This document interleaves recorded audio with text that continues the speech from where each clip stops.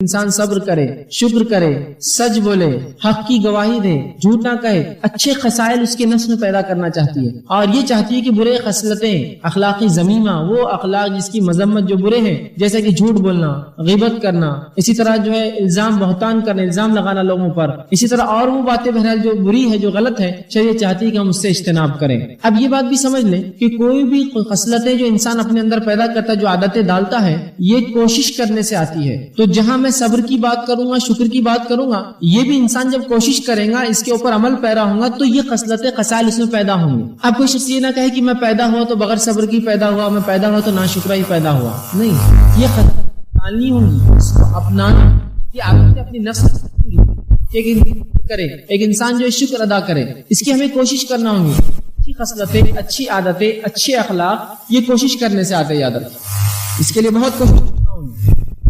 طور پر کسی انسان کو کوئی چیز مار لگ جائے، ٹھوکر لگے، تو اللہ کی حمد و ثنا کرے، اللہ اکبر کہے اگر لگ جائے اسے کوئی چیز، لیکن ظاہر سی بات ہے جب کوئی چیز سے لگیں گی تو یہ کہنے کے لیے اس کو عادت ڈالنا پڑے گی، ورنہ عموماً ہم کوئی چیز کو جب دیکھتے ہیں، یا کوئی چیز ہمیں لگتی ہے، یا کسی چیز کی تعریف کرنا ہوتی ہے، یا کوئی چیز ہمیں پسند آ جاتی ہے، یا کسی کام کو ہم کرنا چاہتے ہیں، تو ہم اللہ کے حمد و ثنا یا وہ کلمات جو اللہ کے رسول نے سکھائے وہ چھوڑ کر ہم کیا کہتے ہیں؟ اگر کوئی چیز اچھی دکھی تو ارے باپ رے، تو کہ بولنا چاہیے تھا یا تو ماشاء اللہ، یا تو سبحان اللہ، یا تو الحمدللہ، جو کچھ اللہ نے کیا بہتر کیا، یا جو بھی اس کا رہا معاملہ اچھا رہا۔ تو یہ چھوڑ کر ہم باپ کو یاد کرتے ہیں، کبھی ماں کو یاد کرتے ہیں، اور کبھی کبھار گالیاں بھی بک دیتے ہیں اس کے اوپر، جبکہ ہونا تو یہ چاہتا تھا کہ شکریہ کے کلمات، حمد و ثنا کے کلمات، یہ ہونا چاہیے تھا۔ اب یہ عادت کیسے ہمیں پیدا ہوگی؟ ظاہر سی بات ہے اس کے لیے کوشش کرنا ہوگی۔ جس طرح سے رمضان کا مہینہ آیا، ہم جانتے ہیں رمضان کے مہینے میں روزے کی حالت میں، ویسے تو عام حالت میں بھی گالی دینا بری بات ہے، غلط ہے، روزے کی حالت میں بدرجہ اولا حرام ہے، تو ہم کیسے اجتناب کرتے ہیں؟ لیکن اب شروعات کے 1-2 دن تو گزر جاتے ہی ایسے کہ انسان جس کو گالی دینے کی عادت ہے، اور وہ اسی لہجے میں اپنے دھن میں جو گالی بک دیتا ہے، پھر وہ اپنے آپ کو کنٹرول کرتا ہے، پھر روکتا ہے، پھر روکتا ہے، پھر روکتا ہے، اور ایسے پھر اس کو الحمدللہ 1 مہینہ عادت ہوتی ہے۔ اسی عادت کو پھر وہ جاری رکھے پورا سال اور پھر پوری زندگی۔ تو کوشش کرنے سے عادتیں، اچھی خصلتیں انسانی نفس میں پیدا ہوتی ہے۔ یہ بات میں اس لیے رکھ رہا ہوں کہ ہم نے جو کچھ باتیں پچھلی دیکھی، زبان کی ہلاکتیں ابھی آپ نے دیکھی، صبر اور شکر کا معاملہ آ جا رہا، امر بالمعروف نہی عن المنکر کی بات آپ کے سامنے کہی گئی، تو یہ سب خصائل، یہ خصلتیں کوشش کرنے سے آئیں گی۔ اس کے لیے آپ کو مشق کرنا پڑیں گی، نفس کو دبانا پڑے گا، بری چیز جو ابھار رہا ہے شیطان کے بہکاوے سے بچنا پڑے گا، تب یہ باتیں اندر پیدا ہوں گی۔ یہ کوئی صبر اور شکر اور یہ چیزیں ایسی نہیں کہ آپ کہیں گے بھائی مجھے بہت میں بے صبر ہوں، کوئی صبر کی گولی دیجیے اور ایک پرسکرپشن لکھ دیا جائے آپ کے نام پہ، یہ گولیاں کھاؤ، اس سے صبر آئے گا، نہیں۔ ہاں، گولیاں کھانے سے آپ سکون اختیار کر سکتے ہیں، ذہن تھوڑا کمزور ہو جائے گا، کام کرنا بند کر دیں گا، جس سے آپ کو لگے گا کہ میں صبر کر رہا ہوں، لیکن یہ صبر نہیں ہے۔ تو یہ سب خصلتیں ہم کو اپنی نفس میں پیدا کرنا ہوں، یہ عادتیں ڈالنی ہوں، یاد رکھیں۔ تو ایسا نہ ہو کہ میں جب کوئی بات کہوں آپ کہے بھائی میرے سے یہ نہیں ہو سکتا، یہ صبر میرے سے نہیں ہوگا، شکر میرے سے نہیں ہوتا، میرے میں ہے نہیں، چیز تو کچھ بھی انسان میں نہیں ہوتی ہے، اسے سیکھنا پڑتا ہے۔ ایک انسان پیدا ہوتا ہے تو چند ایسے کام ہیں جو اس کی فطرت میں ہوتے ہیں، بقیہ چیزیں اس کو سیکھنی پڑتی ہیں۔ انسان جب پیدا ہوتا ہے تو کچھ چیزیں اس کی فطرت میں ہوتی ہے، جیسا بھوک لگنا، اور اس کے لیے پھر اس کا تلاش کرنا رزق کا، چھوٹا بچہ بھی اور بھوک لگے تو وہ تلاش کرتا ہے کوئی چیز اس کے منہ میں آ جائے۔ اسی طرح ہنسنا، یہ فطرت میں ہوتا ہے انسان کی۔ آپ دیکھیے چھوٹے بچے کو ہنسنا سکھاتا نہیں، آپ کچھ کیجیے ہنستا ہے آپ کو دیکھ کر۔ اسی طرح رونا، اس کو کوئی سکھاتا نہیں لیکن فطرتاً روتا ہے۔ اسی طرح اس کی نفس کے تعلق سے اس کو اس کا علم ہوتا ہے، وہ بڑا ہو جائے گا، اس کو کوئی نہ بھی سکھائے تو وہ چیزیں وہ سیکھ لیں گا جو اس کے لیے ضروری ہے۔ تو کچھ چیزیں ہوتی ہیں لیکن بقیہ چیز سیکھنا پڑتا ہے، اسے سکھانا پڑتا ہے، اس کی تربیت کرنا پڑتا ہے اس ماحول میں، تب وہ ہے۔ اسی لیے شریعت نے تربیت کا، صحبت کا بڑا جو ہے زور دیا ہے۔ جیسا قرآن میں ایک جگہ اللہ رب العزت فرماتا ہے یا الذین آمنوا اتقوا اللہ وکونوا مع الصادقین، اے وہ لوگوں جو ایمان لائے ہو، اللہ کا ڈر اختیار کرو اور سچوں کے ساتھ رہو۔ علامہ ابن کثیر رحمہ اللہ اس کی تفسیر میں لکھتے ہیں یہاں صحبت کا اثر بتایا جا رہا ہے کہ سچوں کے ساتھ رہو، اور اس کا فائدہ ہے ایک انسان جو سچ بولتا ہے اور جھوٹوں میں چلا گیا، کتنے دن سچ بولے گا، دھیرے دھیرے جھوٹ بولنا شروع کر دیتا ہے۔ ایک انسان جو جھوٹ بولتا تھا سچے لوگوں میں آ گیا، کتنے دن جھوٹ بولے گا، اس لیے کہ اس کا جھوٹ پکڑا جاتا ہے، پھر وہ سچ بولنا شروع کر دیں گے۔ صحبت، تو ہمیں کیا کرنا پڑیں گے؟ خصلتیں، خصائل اپنے اندر جو ہے ڈالنی پڑیں گی۔ اب وہ کام جو انسانی نفس کو پسند نہیں ہے، جس سے اسے تکلیف ہوتی ہے، چاہے وہ دین پر عمل کرنے سے تکلیف ہو، دین کے احکامات کی طرف دوسروں کو بلانے پر تکلیف ہو، یا اسی طرح اللہ رب العزت نے جو اس کی تقدیر میں لکھ رکھا ہے وہ جو ہو جائے، اس کے اوپر آ جائے، اس سے اس کو تکلیف ہو، اس معاملے میں صبر کرنا یہ جو ہے بڑی اہم چیز ہے، یاد رکھیں۔ ان چیزوں کو برداشت کرنا اور یہ کہنا کہ اللہ کی طرف سے تھا، یہ صبر ہے، یاد رکھیں۔ اور یہ امید رکھنا اللہ سے کہ اللہ اس کا مجھے انشاءاللہ ضرور بدلہ دے گا، یہ صبر ہے، یاد رکھیں، یہ صبر ہے۔ تو شریعت یہ چاہتی ہے کہ ہر انسان کے اندر جو اچھی خصلتیں ہوں، اور انسان انسان پہ اگر کوئی مصیبت آ جائے، دین کی وجہ سے کوئی پریشانی آ جائے، تو یہ نہ ہو کہ وہ چیخنے اور چلانے اور رونے اور پلانے لگے اور تقدیر کو کوسنے لگے اور برا کہنے لگے کہ کاش میں اگر نماز نہ پڑھتا تو یہ مسئلہ نہ ہوتا، روزہ نہ رکھتا تو یہ نہ ہوتا، مسلمان نہ ہوتا تو فلاں چیز میرے ساتھ نہ ہوئی ہوتی، بلکہ اس معاملے پہ وہ جو ہے صبر کرے، اس معاملے کو برداشت کرے جو اس کے ساتھ ہوا، اور یہی صبر ہے، یاد رکھیں، اور اسی کا ایک مومن بدلہ پاتا ہے۔ اور اللہ کے رسول صلی اللہ علیہ وسلم نے بڑی زبردست ایک حدیث میں مسلم کی روایت میں فرمایا اور کہا مومن کا معاملہ عجیب ہے، ایک مومن کا مسلمان کا معاملہ عجیب ہے، جب اللہ فراوانی دیتا ہے، خوشحالی دیتا ہے تو اللہ کا شکر ادا کرتا ہے، یہ اس کے لیے خیر اور بہتر اور اجر کے لیے زبردست ہے، اور اگر اس کو اللہ تنگ دستی دیتا ہے، مشکلات اور مصائب مصیبت میں ڈالتا ہے تو وہ اس پہ صبر کرتا ہے اور یہ اس کے لیے بہتر ہے، یہ معاملہ سوائے مومن کے اور کسی کے ساتھ نہیں۔ تو مومن کے لیے دونوں ہی حالات اللہ جو ہے اچھے ہیں، جہاں تکلیف آئے تو صبر کرے، جہاں اللہ نعمت دے تو شکر ادا کرے۔ اور یاد رکھیے جب ایک انسان کسی تکلیف پر صبر کرتا ہے تو وہ خود بخود ایک طرح سے اللہ کا شکر ادا کر رہا ہے، وہاں اس کی حمد و ثنا بیان کر رہا ہے کہ جو کچھ میرے رب تو نے میرے لیے طے کیا وہ گزر گیا اور میں اس پر جو ہے اس کو قبول کرنے کے لیے تیار ہوں، مجھے صبر عطا کر، اور جو اس کے لیے جو ہے وہ یہ امید رکھی کہ اللہ رب العزت اس کے بدلے اسے زبردست بہترین اجر دیں گا۔ اب آئیے چند باتیں جو ہے صبر کے تعلق سے قرآن حدیث میں جو آتی ہیں آپ کے سامنے رکھنے کی کوشش کرتا ہوں۔ سب سے پہلی چیز تو اللہ رب العزت قرآن میں صبر کے تعلق سے اتنے مقامات میں صبر کا تذکرہ ہے کہ جس کو انتہا نہیں یاد رکھے۔ اگر ہم سب چیزیں لینا چاہیں کہ صبر کہاں کا آیا، کیا کیا معنوں میں آیا، کس کس چیزوں کے لیے کہا گیا، تو ایک بہت لمبی فہرست مل سکتی ہے۔ اگر کوئی صبر کے تعلق سے تفصیلات دیکھنا چاہتا ہے تو کوئی ایک معجم لے لے، معجم القرآن، جس کے اندر قرآن کے الفاظ آتے ہیں، اس میں سواد بے رے کے باب میں چلے جائے صبر اور نکال لے، پوری آیتیں آپ کو ایک جگہ مل جائیں گی کہ صبر کا کہاں کہاں حکم آیا ہے، اتنی مرتبہ آیا ہے کہ جس کی کوئی انتہا نہیں یاد رکھتی۔ میں نے اس میں سے چند آیتیں چن کر رکھی ہیں جو مجھے بہتر لگا ہمارے سماج اور ہمارے ماحول کے لیے کہ آپ کے سامنے میں رکھوں۔ آئیے صبر کے تعلق سے اللہ رب العزت قرآن میں فرماتا ہے، یوں تو کئی مقامات پر، سورہ آل عمران سورہ نمبر 3 آیت نمبر 200 میں اللہ رب العزت فرماتا اور کہتا ہے یا ایھا الذین آمنوا اصبروا وصابروا ورابطوا واتقوا اللہ لعلکم تفلحون۔ اللہ کیا فرماتے ہیں کہ اے وہ لوگوں جو ایمان لائے ہو صبر کرو،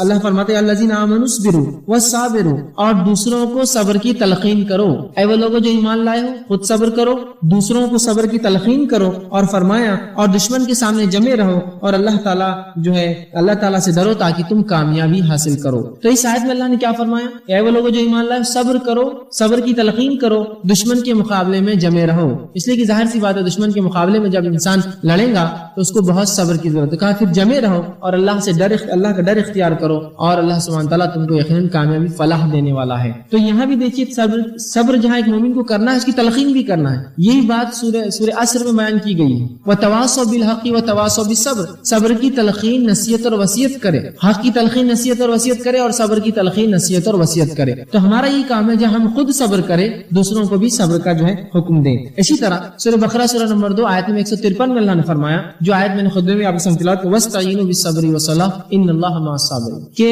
صبر اور نماز کے ذریعے اللہ سے مانگو، بے شک اللہ جو ہے ان اللہ مع الصابرین، اللہ صبر کرنے والوں کے ساتھ ہے۔ مطلب اللہ سے مانگنے کا دیکھیے طریقہ بتایا جا رہا ہے صبر اور نماز کے ذریعے۔ مطلب ایک انسان پہ اگر کوئی مصیبت، کوئی تکلیف، کوئی پریشانی آتی ہے تو وہ صبر کرے اور نماز کے ذریعے اللہ سے مانگے، جیسے کہ اللہ کے رسول صلی اللہ علیہ وسلم کے تعلق سے آتا، کوئی آندھی، کوئی طوفان، کوئی مشکل، کوئی مصیبت آتی تو آپ صلی اللہ علیہ وسلم فوراً مسجد کی طرف دوڑتے، صبر کرتے اور مسجد کی طرف دوڑتے۔ مطلب آپ بے صبرا پن نہیں کرتے، چیختے اور چلاتے نہیں، پریشانی، بلکہ مسجد کی طرف دوڑتے اور نماز پڑھتے۔ تو پتہ چلا صبر کے تعلق سے اور نماز، تو صبر اور نماز کے ذریعے ہم کو مانگنا ہے، یاد رکھیے یہ طریقہ ہم بھول گئے ہیں۔ آج ہمارا معاملہ کیا ہے کہ اگر کوئی مصیبت ہم پر آتی ہے تو سب سے پہلے لوگوں کے سامنے بھاگتے اور ہاتھ پھیلاتے ہیں، لوگوں سے مدد کے لیے چلاتے، جبکہ ہونا یہ چاہیے کہ ہم صبر کریں اور اللہ سے جو ہے اس کے تعلق سے جو ہے ہم جو ہے دعائیں کریں۔ اسی طرح اللہ رب العزت صبر کے تعلق سے فرماتا ہے سورہ نحل سورہ نمبر 16 اس کی آیت نمبر 127 میں فرماتا ہے وَاصْبِرُوا وَمَا أَصَابَكَ إِلَّا بِاللَّهِ، اور صبر کرو اور اللہ کی توفیق سے ہی تجھے صبر مل سکتا ہے۔ مطلب صبر کر، محمد صلی اللہ علیہ وسلم حکم آ رہا ہے نبی صبر کرو اور اللہ کی توفیق سے ہی ہمیں صبر مل سکتا ہے۔ مطلب صبر دینے والی ذات کون ہے؟ کون ایک مسلمان کو صبر دے گا؟ کیسے ایک مسلمان صبر حاصل کرے گا؟ وہ بھی اللہ سے دیتا ہے، اور اللہ کسے دیتا ہے؟ جو اس کے راستے میں کوشش کرتا ہے۔ آپ بولیں گے نہیں اللہ صبر دیتا ہے بس میں کچھ نہیں، کوشش کرنی ہوگی صبر کے لیے تو انشاءاللہ اللہ ہمیں صبر بھی دے گا۔ تو یہ اللہ کا رسول فرمایا گیا اور صبر کرو اور اللہ کی توفیق سے ہی تجھے صبر مل سکتا ہے۔ اے نبی آپ صبر کیجئے اور اللہ کی توفیق سے آپ کو صبر مل سکتا ہے۔ تو ہمارا یہ کام ہے کہ مصیبت پر، ہر مشکل پر، ہر پریشانی پر جو ہماری طرف آئے، چاہے وہ اپنے گھر میں کسی کی بیماری ہو، کسی کی موت ہو، کوئی نقصان ہو، کسی چیز کا گمناہ ہو، کسی چیز کا جو ہے اسی طرح جو نقصان ہو جانا ہو، تمام چیزوں پر، چاہے صحت ہو، چاہے مال ہو، کوئی بھی چیز ہو، ہم اس پر جو ہے صبر کریں، اور اللہ ہی ہے جو انسانوں کو صبر دیتا ہے۔ اسی طرح سورہ لقمان میں لقمان علیہ السلام جو اپنے بیٹے کو نصیحت کرتے ہیں، آیت نمبر 17 میں اللہ نے فرمایا، سورہ 31 آیت 17 میں، وَاصْبِرُوا عَلَىٰ مَا أَصَابَكَ، اے میرے بیٹے صبر کرنا جو مصیبتیں تیری طرف آتی ہے۔ کیا نصیحت کرتے اپنے بیٹے کو؟ اے میرے بیٹے صبر کرنا ان چیزوں پر جو مصیبتیں تیری طرف آتی ہیں، اور فرمایا إِنَّ ذَلِكَ مِنْ عَزْمِ الْأُمُورِ، اور یقیناً یہ پختہ کردار میں سے ہے۔ صبر کرنا یہ پختہ کردار والے لوگوں کی علامت ہے، یہ پختہ کردار سے ہے۔ تو وہ اپنے بیٹے کو نصیحت کرے اور کہتے ہیں میرے بیٹے صبر کرنا۔ آج ہم دیکھتے ہیں آج کے ہمارے سماج میں ہم میں سے کوئی شخص صبر کے لیے تیار نہیں ہے، کوئی شخص صبر کرنا چاہتا نہیں ہے، وہ جس کو کہتے بے صبرا یا نا صبرا ہو چکا ہے، اس کو صبر نہیں کرتا ہے، ہر چیز میں جلد بازی کرنا چاہتا ہے، کوئی مصیبت کو تکلیف آ جائے تو بس کوسنے اور کاٹنے بیٹھ جاتا ہے، برا اور بھلا کہنے لگ جاتا ہے، یہ نہیں کہ وہ صبر کرے۔ مثال کے طور پر ایک واقعہ یوں ہوا کہ ایک صاحب کے پاس چوری ہو گئی، ظاہر سی بات یہ نقصان تھا، اس پر صبر کرنا چاہیے تھا، جب چوری ہو گئی تو صبر کرنا دور، یا یہ پڑھے کہ انا للہ و انا الیہ راجعون کہ اللہ نے یہ تمام دیا تھا اور لے لیا۔ انہوں نے کہا کہ ہمارے پڑوسی اتنے امیر ہیں، ان کے پاس کیوں نہیں ڈاکہ پڑتا، ہمارے پاس لوگوں نے چوری کر لیا۔ یہاں صبر کا مقام تھا، یہاں آزمائش تھی اس شخص کی، اور وہ آزمائش میں ناکام رہا کہ اس نے یہ کرنا چھوڑ کر کہ صبر کرے، دوسروں کو تلقین کرے کہ یہ کہنے لگا کہ جس کے پاس مال ہے لوگ وہاں کیوں نہیں ڈاکے ڈالتے چور جا کر، غریبوں کے پاس یہ ہمارے پاس کیوں انہوں نے ڈالا، جبکہ یہ صبر کا مقام تھا۔ یہاں وہ صبر کرتا اور اپنے گھر والوں کو صبر کی تلقین کرتا، اور جبکہ وہ چوری بہت بڑی نہیں تھی، میں سمجھتا بہت مشکل 500 روپے چوری ہوئے تھے، اس پر انہوں نے دوسروں کے اوپر لعنت کر دی کہ ان کے گھروں میں کیوں نہیں ڈاکے پڑتے، ان کے پاس مال ہے، ہمارے گھر میں چور آ کے لے جاتے ہیں چیز۔ تو یہ صبر کا معاملہ تھا۔ کسی کی صحت چلے گئی، کسی کو کوئی نعمت مل گئی، تو یہاں بھی انسان بے صبرا ہوتا ہے، اسے کیسے ملا مجھے کیوں نہیں ملا، کاش کی نعمت اس سے چھن جائے، یا کم از کم مجھے مل جائے یا اس سے بھی چھن جائے۔ تو صبر کرنا چاہیے، یاد رکھیں صبر بڑی اہم چیز ہے، یاد رکھیں۔ اسی طرح اللہ رب العزت صبر کے تعلق سے فرماتا ہے وَبَشِّرِ الصَّابِرِينَ کہ صبر کرنے والوں کو بشارت دے دو، صبر کرنے والوں کو خوشخبریاں دے دو۔ الذین اذا اصابتهم مصیبۃ قالوا انا للہ وانا الیہ راجعون کہ جب بھی ان پر کوئی مصیبت آتی ہے، کوئی پریشانی آتی ہے، کوئی آزمائش آتی ہے تو کہتے ہیں ہم اللہ کی طرف سے آئے ہیں اور اللہ کی طرف لوٹ کر جانا ہے۔ اولئک علیہم صلوات من ربہم ورحمہ واولئک هم المہتدون یہی لوگ ہیں جن کے اوپر اللہ کی رحمت ہے اور اللہ کا فضل ہوگا، صلوات من ربہم ورحمہ واولئک هم المفلحون اور یہی لوگ اولئک هم المہتدون اور یہی لوگ جو ہدایت یافتہ ہیں۔ تو اس آیت میں دیکھیے کیا فرمایا، فبشر الصابرین صبر کرنے والوں کو خوشخبری دے دو۔ کس چیز کی خوشخبری؟ الذین اذا اصابتهم مصیبۃ قالوا کہ جب کوئی مصیبت آتی ہے، پریشانی آتی ہے تو کیا کہتے ہیں انا للہ وانا الیہ راجعون۔ تو یہاں صبر کرنے والوں کو خوشخبری دی گئی اور ان کی ایک صفت بتائی گئی، وہ کیا ہے؟ جب بھی کوئی نقصان ہوتا ہے کیا کہتے ہیں انا للہ وانا الیہ راجعون۔ کیا واقعی میں ایسا ہوا کہ کوئی نقصان ہوا اور ہم نے یہ کہا انا للہ وانا الیہ راجعون؟ یہ ہر چیز کے گمنے پر، کسی چیز کے کھونے پر، کسی چیز کے نقصان پر، کسی کے میت یا موت پر، آپ کسی بھی نقصان پر اس چیز کو پڑھ سکتے ہیں۔ ہم نے اس کو بھی خاص کر دیا، جیسے سبحان اللہ، اللہ پاک ہے، اس کو بھی خاص کر دیا۔ کہاں بولتے ہیں ہم سبحان اللہ؟ اگر کوئی شخص کسی مجلس میں کہتے سبحان اللہ تو دوسرا اس کو بولتا ہے کون سا شعر بولا میں نے آپ کو، کیوں بول رہے سبحان اللہ، جبکہ اللہ پاک اس کی تعریف ہے۔ یہ کوئی کہتے الحمدللہ تو لوگ بولتے ابھی کھانا تھوڑی کھائے تمہیں الحمدللہ کیوں بول دے رہے پہلے سے، اس کو مخصوص کر دیا استاد۔ کوئی کہے کہ ماشاء اللہ، جو اللہ نے چاہا، یہ ہمارے سے کہاں ہوتا ہے بولنا، جیسا اللہ نے چاہا ویسا ہوا۔ انشاءاللہ میں کروں گا، یہ بھی ہم سے نہیں ہوتا، کر دوں گا، ہو جائیں گا، پکا وعدہ ہے۔ تو اللہ کے اذکار کو بھی ہم نے خاص کر دیا۔ تو انا للہ و انا الیہ راجعون اگر کسی کو کہا جائے کہ ان کی صحت خراب ہو گئی اور کوئی کہے انا للہ و انا الیہ راجعون تو بولے مرا تھوڑی ابھی ہو، واپس لو اپنے کلمات کو، مرنے کے بعد پڑھنا چاہیے۔ نہیں، یہ ہر نقصان، ہر مصیبت، کسی چیز کے گمنے پہ بھی آپ پڑھ سکتے، چابی گم گئی فلاں ہو گئی انا للہ و انا الیہ راجعون کہ اللہ کے پاس سے اللہ کے پاس جانا تھا۔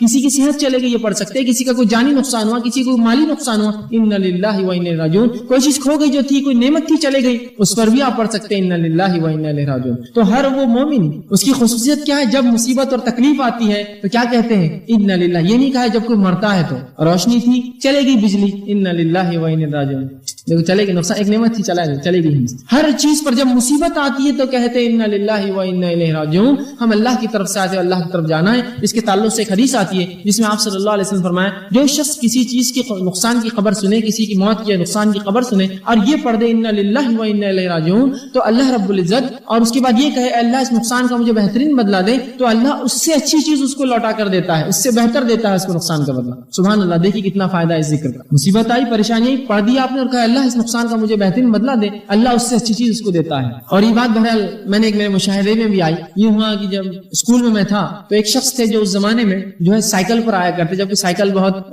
مہنگی چیز تھی، عام لوگ نہیں آتے تھے اس پر. ٹھیک، تو سائیکل پر آتے تھے تو تھوڑا ظاہر سی بات ہے فطری طور سے ایک کلیگ ہونے، ایک ساتھ رہنے سے ایک جلن ہو جاتی ہے انسان. اور وہ سائیکل دیتے بھی نہیں تھے جلدی.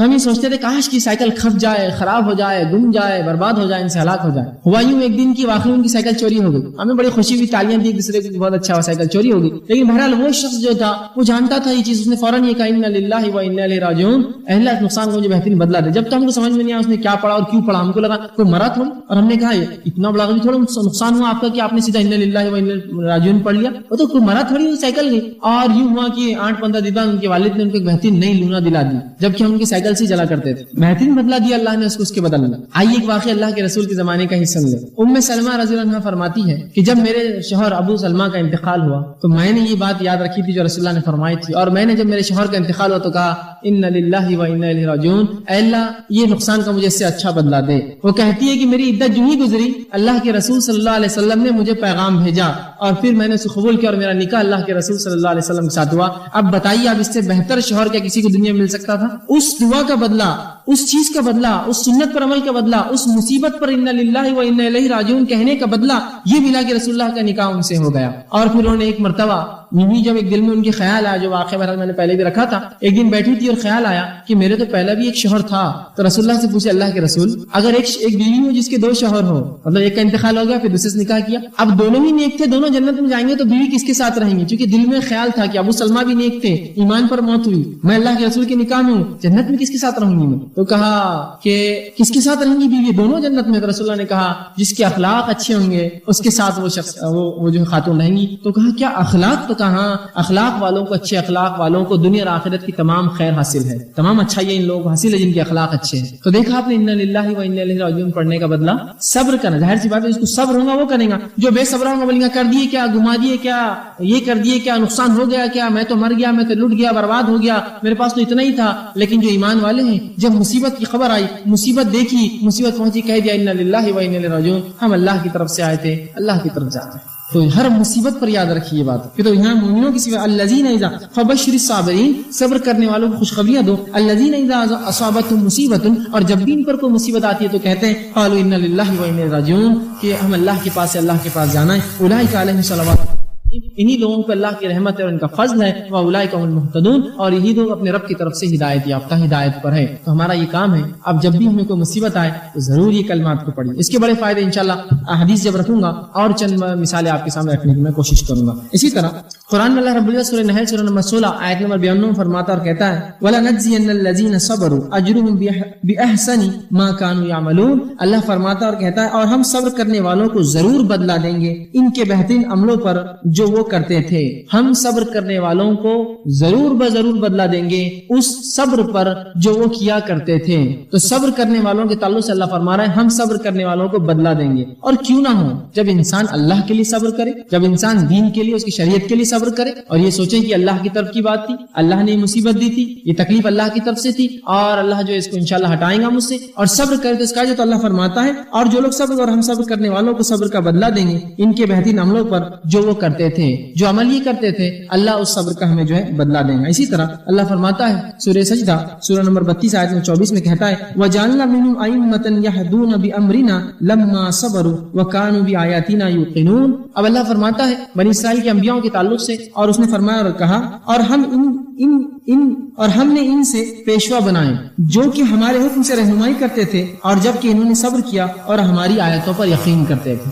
ہم نے انہی میں سے بنی اسرائیل میں سے پیشوا بنائے اور وہ اچھائی کا، اور جو تکلیفیں آتی تھی تو اچھائی کے حکم میں وہ صبر کرتے تھے اور فرمایا اور ہماری آیتوں پر ایمان رکھتے تھے. تو ایک انسان ایمان لائے اور ایمان کے ساتھ صبر کرے، یاد رکھیے اس کا بہترین بدلہ دنیا میں اور بہترین بدلہ آخرت میں انسان کو ملتا ہے. اسی طرح سورہ زمر سورہ نمبر 39 آیت نمبر 10 میں دیکھیے اللہ فرماتا اور کہتا ہے انما یوفی الصابرون اجرهم بغیر حساب، صبر کرنے والوں کو ان کا ثواب بغیر حساب کے پورا دیا جائے گا. جو لوگ صبر کریں گے اللہ ان کو بغیر حساب کے ان کے صبر کا بدلہ بدلہ اور اجر دینے والا ہے. تو گو اگر ہم صبر کرتے ہیں کسی چیز پر، مصیبت پر، تو ہم کو اس کا بدلہ ملے گا. اور اللہ کے رسول صلی اللہ علیہ وسلم فرماتے ہیں صبر کا بدلہ سوائے جنت کے کچھ بھی نہیں ہے. صبر اگر کوئی انسان کر لے صرف اللہ کے لیے، کب؟ جب مصیبت آئے. یہ نہیں کہ مصیبت آنے کے 1 مہینہ بعد 2 مہینے بعد، جب تو صبر خود بخود آ جاتا ہے.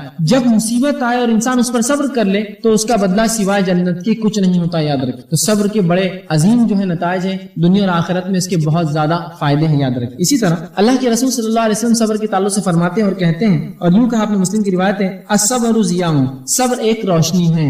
صبر ایک روشنی ہے. صبر کے تعلق سے آپ بیان کر رہے ہیں کہ صبر ایک روشنی ہے. اسی طرح آپ صلی اللہ علیہ وسلم فرمایا، بخاری کی روایت ہے، اور آپ کہتے ہیں جو بچنے کی کوشش کرتا ہے.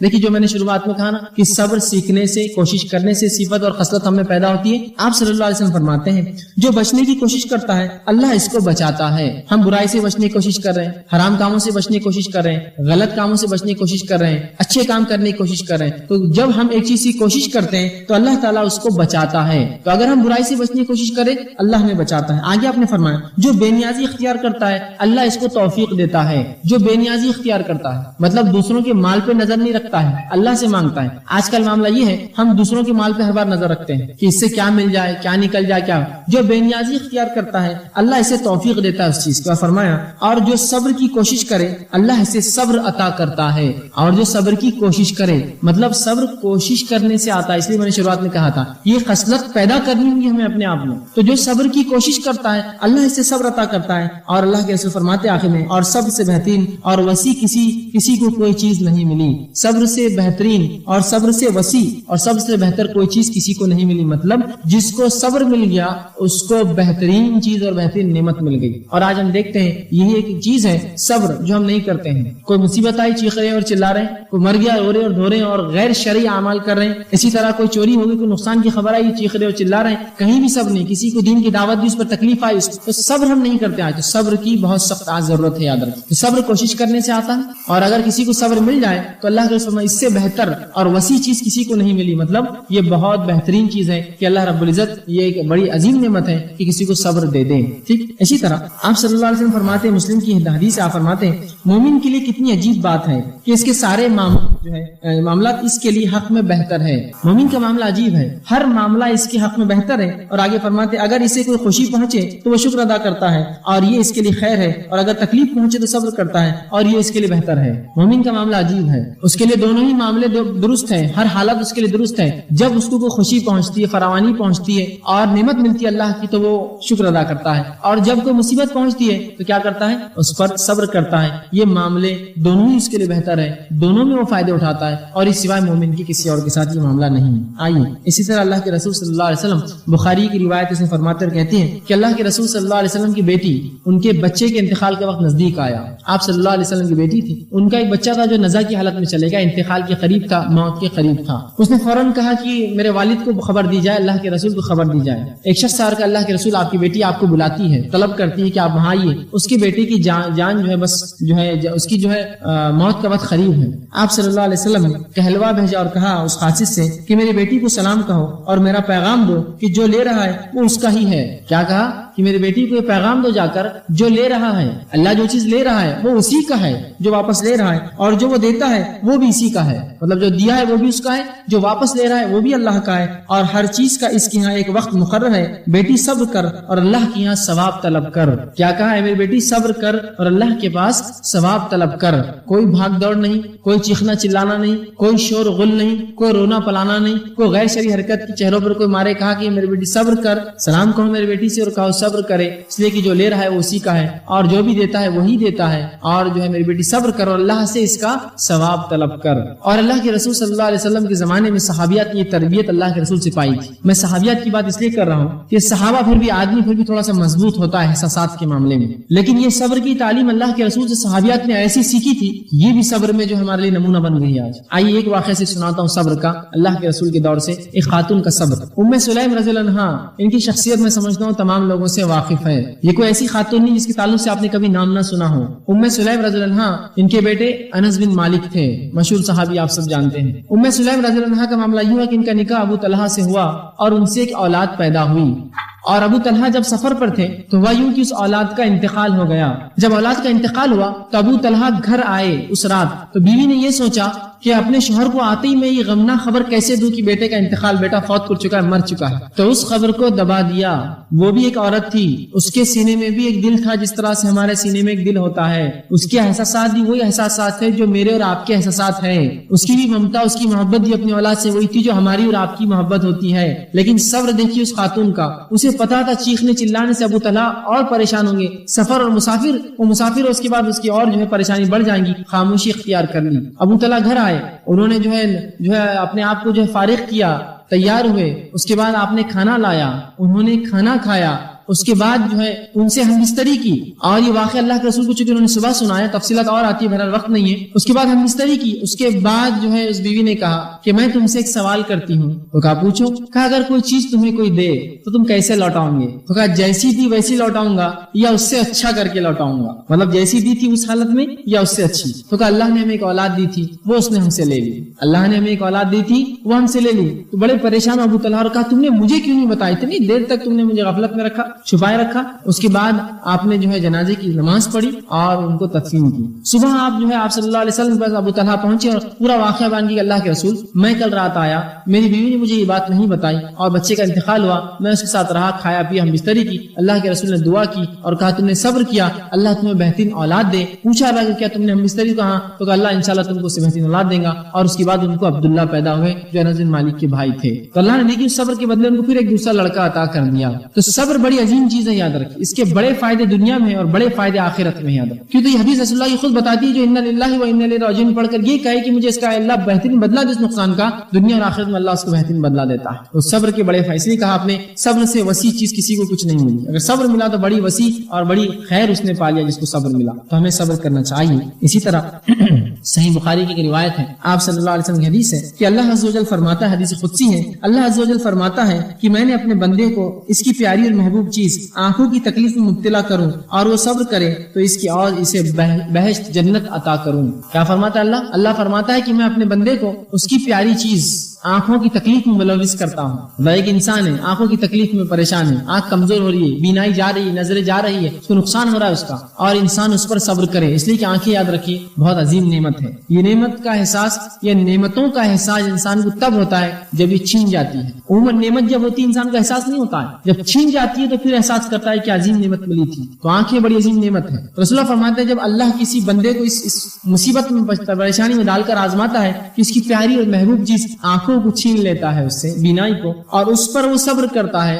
تو سوائے جنت کے اس کا کوئی بدلہ نہیں ہے اللہ کے پاس. اللہ اس کو جنت عطا کرے گا جو صبر کر لے گا بیماری پر. تو یہاں جو ہے آنکھوں کے تعلق سے تذکرہ ہے. بہرحال آپ کسی بیماری، کسی بھی تکلیف پر صبر کرے، اللہ ضرور بدلہ دے گا، ضرور اس کا اجر دے گا. صبر لیکن خالص اللہ کے لیے ہو. ٹھیک اسی طرح اب صبر کب ہو یہ بات بھی ضروری ہے. آئیے اللہ کے رسول صلی اللہ علیہ وسلم کا ایک واقعہ جس میں آپ کا صبر بھی پتہ چلتا ہے اور آپ نے نصیحت کیسے کی وہ بھی پتہ چلتا ہے. آپ صلی اللہ علیہ وسلم ایک مرتبہ ایک مقام سے گزرے جہاں ایک خاتون ایک قبر کے پاس روتے بیٹھی تھی. یہ خاتون اللہ کے رسول صلی اللہ علیہ وسلم پہچانتی نہ تھی کہ آپ کون ہیں. آپ نئے تھے مدینے میں. جب آپ صلی اللہ علیہ وسلم اس کے پاس گزرے، اس نے روتے ہوئے دیکھا تو کہا صبر کر. تو اس خاتون نے پلٹی اور کہا تجھے کیا معلوم میری تکلیف کیا ہے، آیا بڑا کہنے صبر کر، جا یہاں سے. کیا کہا اس خاتون نے کہ تجھے کیا معلوم میرا نقصان، میری تکلیف کیا ہے، اور آیا بڑا بولنے کی صبر کر، جا یہاں سے. اس کو پتا نہیں تھا کہ اللہ کے رسول ہے. آپ صلی اللہ علیہ وسلم کا صبر دیکھیے، آپ نے کچھ نہیں کہا، خاموشی سے چلے گئے. یہ خود ایک صبر کی مثال ہے کہ اللہ کے رسول سے اس شخص نے اتنی بری بات کی اس خاتون نے کہ جا تجھے کیا پتا میرا نقصان کیا، بڑا آیا بولنے صبر، چل جائیں سے، اور چلے گئے. فوراً لوگ اور کہا ارے پاگل تو نہیں ہو گئی ہو تم، کیا تمہیں پتا تھا جس سے کس سے بات کی تم نے؟ تو کہا کس سے بات کی؟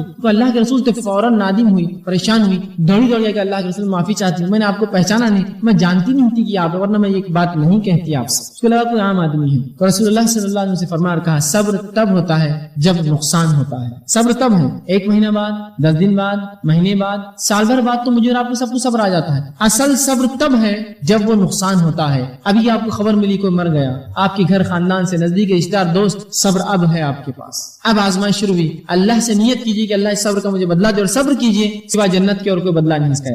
صبر کا اتنا زبردست بدلہ، صبر اللہ کے لیے کیجیے، آپ ثواب کی طلب کرنے کی. اللہ میں صبر کرتا ہوں اس نقصان پر، اور اللہ انا للہ و انا الیہ راجعون، اللہ اس نقصان کو مجھے بہترین بدلہ دے. صبر کا بدلہ. اور صبر کب ہوتا ہے؟ جب نقصان ہوتا ہے. اس کے بعد تو صبر آ ہی جاتا ہے زندگی میں. آج ہمارا معاملہ یہ ہے، کوئی چیز کھو گئی تو پتہ نہیں کتنے دنوں تک بس وہ چلتے رہتا ہے، وہ کھو گئی اور وہ کھو گئی. اللہ نے دی تھی چلے گئی، بھائی چھوڑ دو اس کے غم میں. اور کیا کرتے ہو تم؟ اور چیزوں کو ضائع کرتے ہو اپنے ہاتھ سے. اسی لیے کسی نے کہا کہ جب کوئی مصیبت آئے تو اپنی آنکھوں میں آنسو مت بھر لو، اس لیے کہ وہ آنسو کیا کرتے ہیں، آنے والی ایک نئی جو چیز ہے، جو اپارچونٹی ہے، جو ایک اچھی فائدے مند چیز ہے، اس کو تم سے چھپا دیتے ہیں. آنکھوں میں آنسو بھر لی تم نے، اور اس سے جو چیز ایک تھی جو آپ کے فائدے کی دکھنا تھی وہ بھی چھپ جاتی ہے آپ سے. تو صبر کیجیے. ہاں لیکن فطری بات ہے، آنسو بہتے ہیں. اللہ کے رسول صلی اللہ علیہ وسلم کو دیکھا گیا، آپ کے بیٹے کا انتقال ہوا ابراہیم کا، آپ صلی اللہ علیہ وسلم تدفین کے لیے گئے، آپ کی آنکھوں سے آنسو جاری تھے. یہ صبر کے خلاف نہیں ہے ادر کے آنسو جانا. جب رسول اللہ سے صحابہ نے پوچھا تعجب سے، اللہ کے رسول آپ رو رہے ہیں، ان کو لگا یہ صبر کے خلاف بات ہے. تو کہا یہ رحمت ہے جو اللہ نے ہر بندے انسان کے دل میں دی، یہ رحم ہے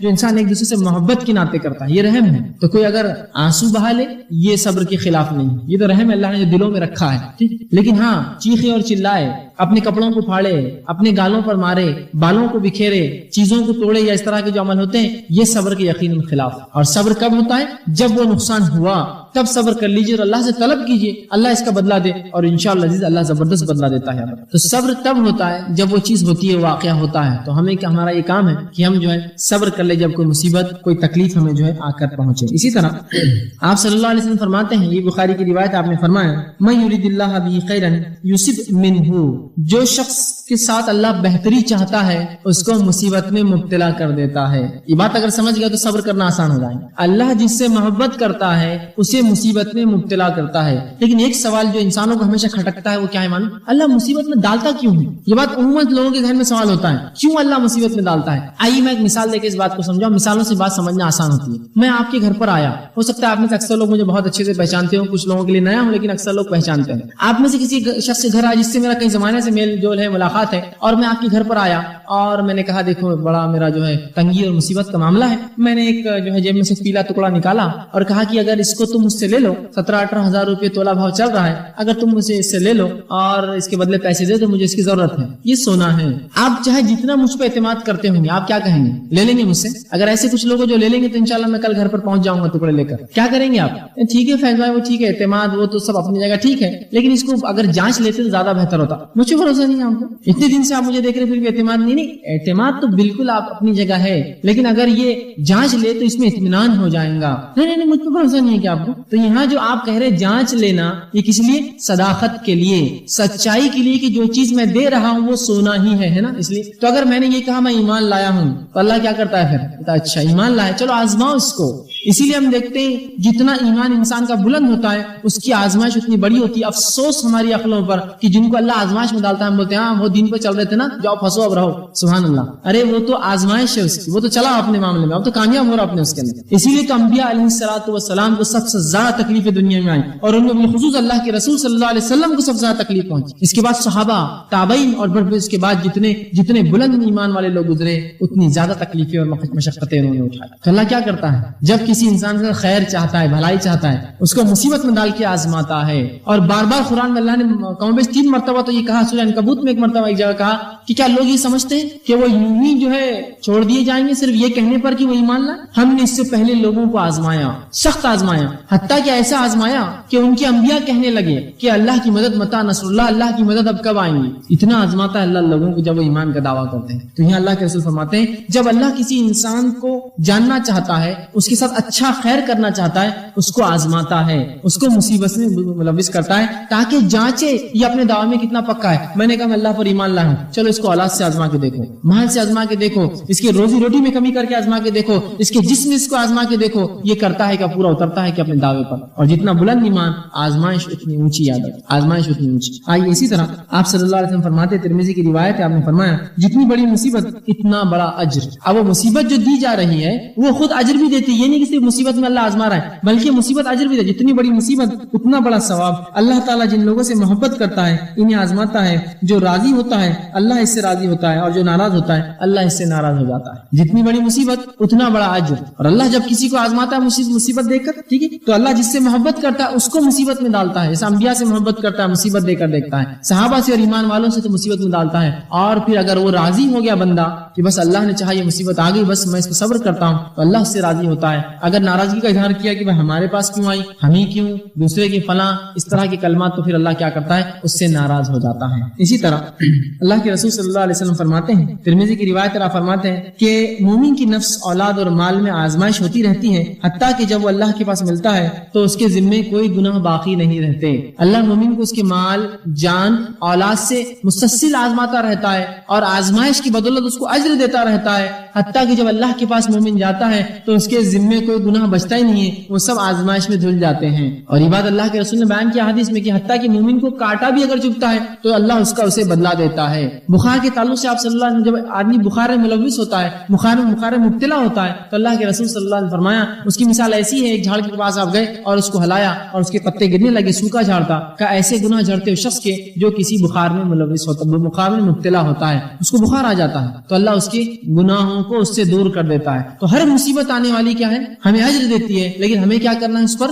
صبر کرنا ہے، بغیر صبر کی اجر نہیں ملیں گے۔ ٹھیک اسی طرح اللہ کے رسول صلی اللہ علیہ وسلم کا صبر دیکھیے، آپ صلی اللہ علیہ وسلم جنگ احد کا واقعہ ہے، اور عبداللہ ابن مسعود رضی اللہ عنہ حدیث کے راوی فرماتے ہیں کہ اللہ کے رسول صلی اللہ علیہ وسلم جو ہے آپ کو جو ہے کسی کافر نے مارا، اور کافر نے آپ صلی اللہ علیہ وسلم ایک پتھر مارا، جس کا نتیجہ یہ ہو کہ آپ صلی اللہ علیہ وسلم اپنے گھوڑے سے نیچے گر گئے۔ پورا ایک طویل واقعہ جنگ احد کا، جنگ جو ہے احد کا، اور رسول اللہ کے گرنے سے جو آپ کے جو ہے زرہ تھی، جس کی وجہ سے آپ حفاظت میں، جو ٹوپی جو ہوتی ہے سر پر حفاظت، اس میں جو کڑیاں تھی، جو چین تھی، اس کے 2 حصے رسول اللہ صلی اللہ علیہ وسلم کی گال میں دھس گئے، اور آپ کے دانت بھی اس میں شہید ہوئے، اور آپ صلی اللہ علیہ وسلم کا چہرہ لہو لہان خون میں لت پت ہو گیا۔ اب ایسی حالت میں کیا ہونا چاہیے تھا؟ میں اور آپ ہوتے اور کوئی اگر انسان دشمن ایسی تکلیف مجھے پہنچاتا اور آپ کو، تو ہم کیا کرتے؟ بد دعاؤں کی ایک بوچھار اس پر کر دیتے۔ لیکن آئیے اللہ کے رسول صلی اللہ علیہ وسلم صبر، اور آپ صلی اللہ علیہ وسلم، بخاری مسلم کی متفق علیہ روایت ہے، جب یہ حالت ہوئی آپ صلی اللہ علیہ وسلم اپنے چہرے سے خون صاف کرتے اور کہتے اللہم اغفر لی قومی فانہم لا یعلمون، اے اللہ میری قوم کی مغفرت کر دے، بخش دے، انہیں علم نہیں کہ میں کون ہوں،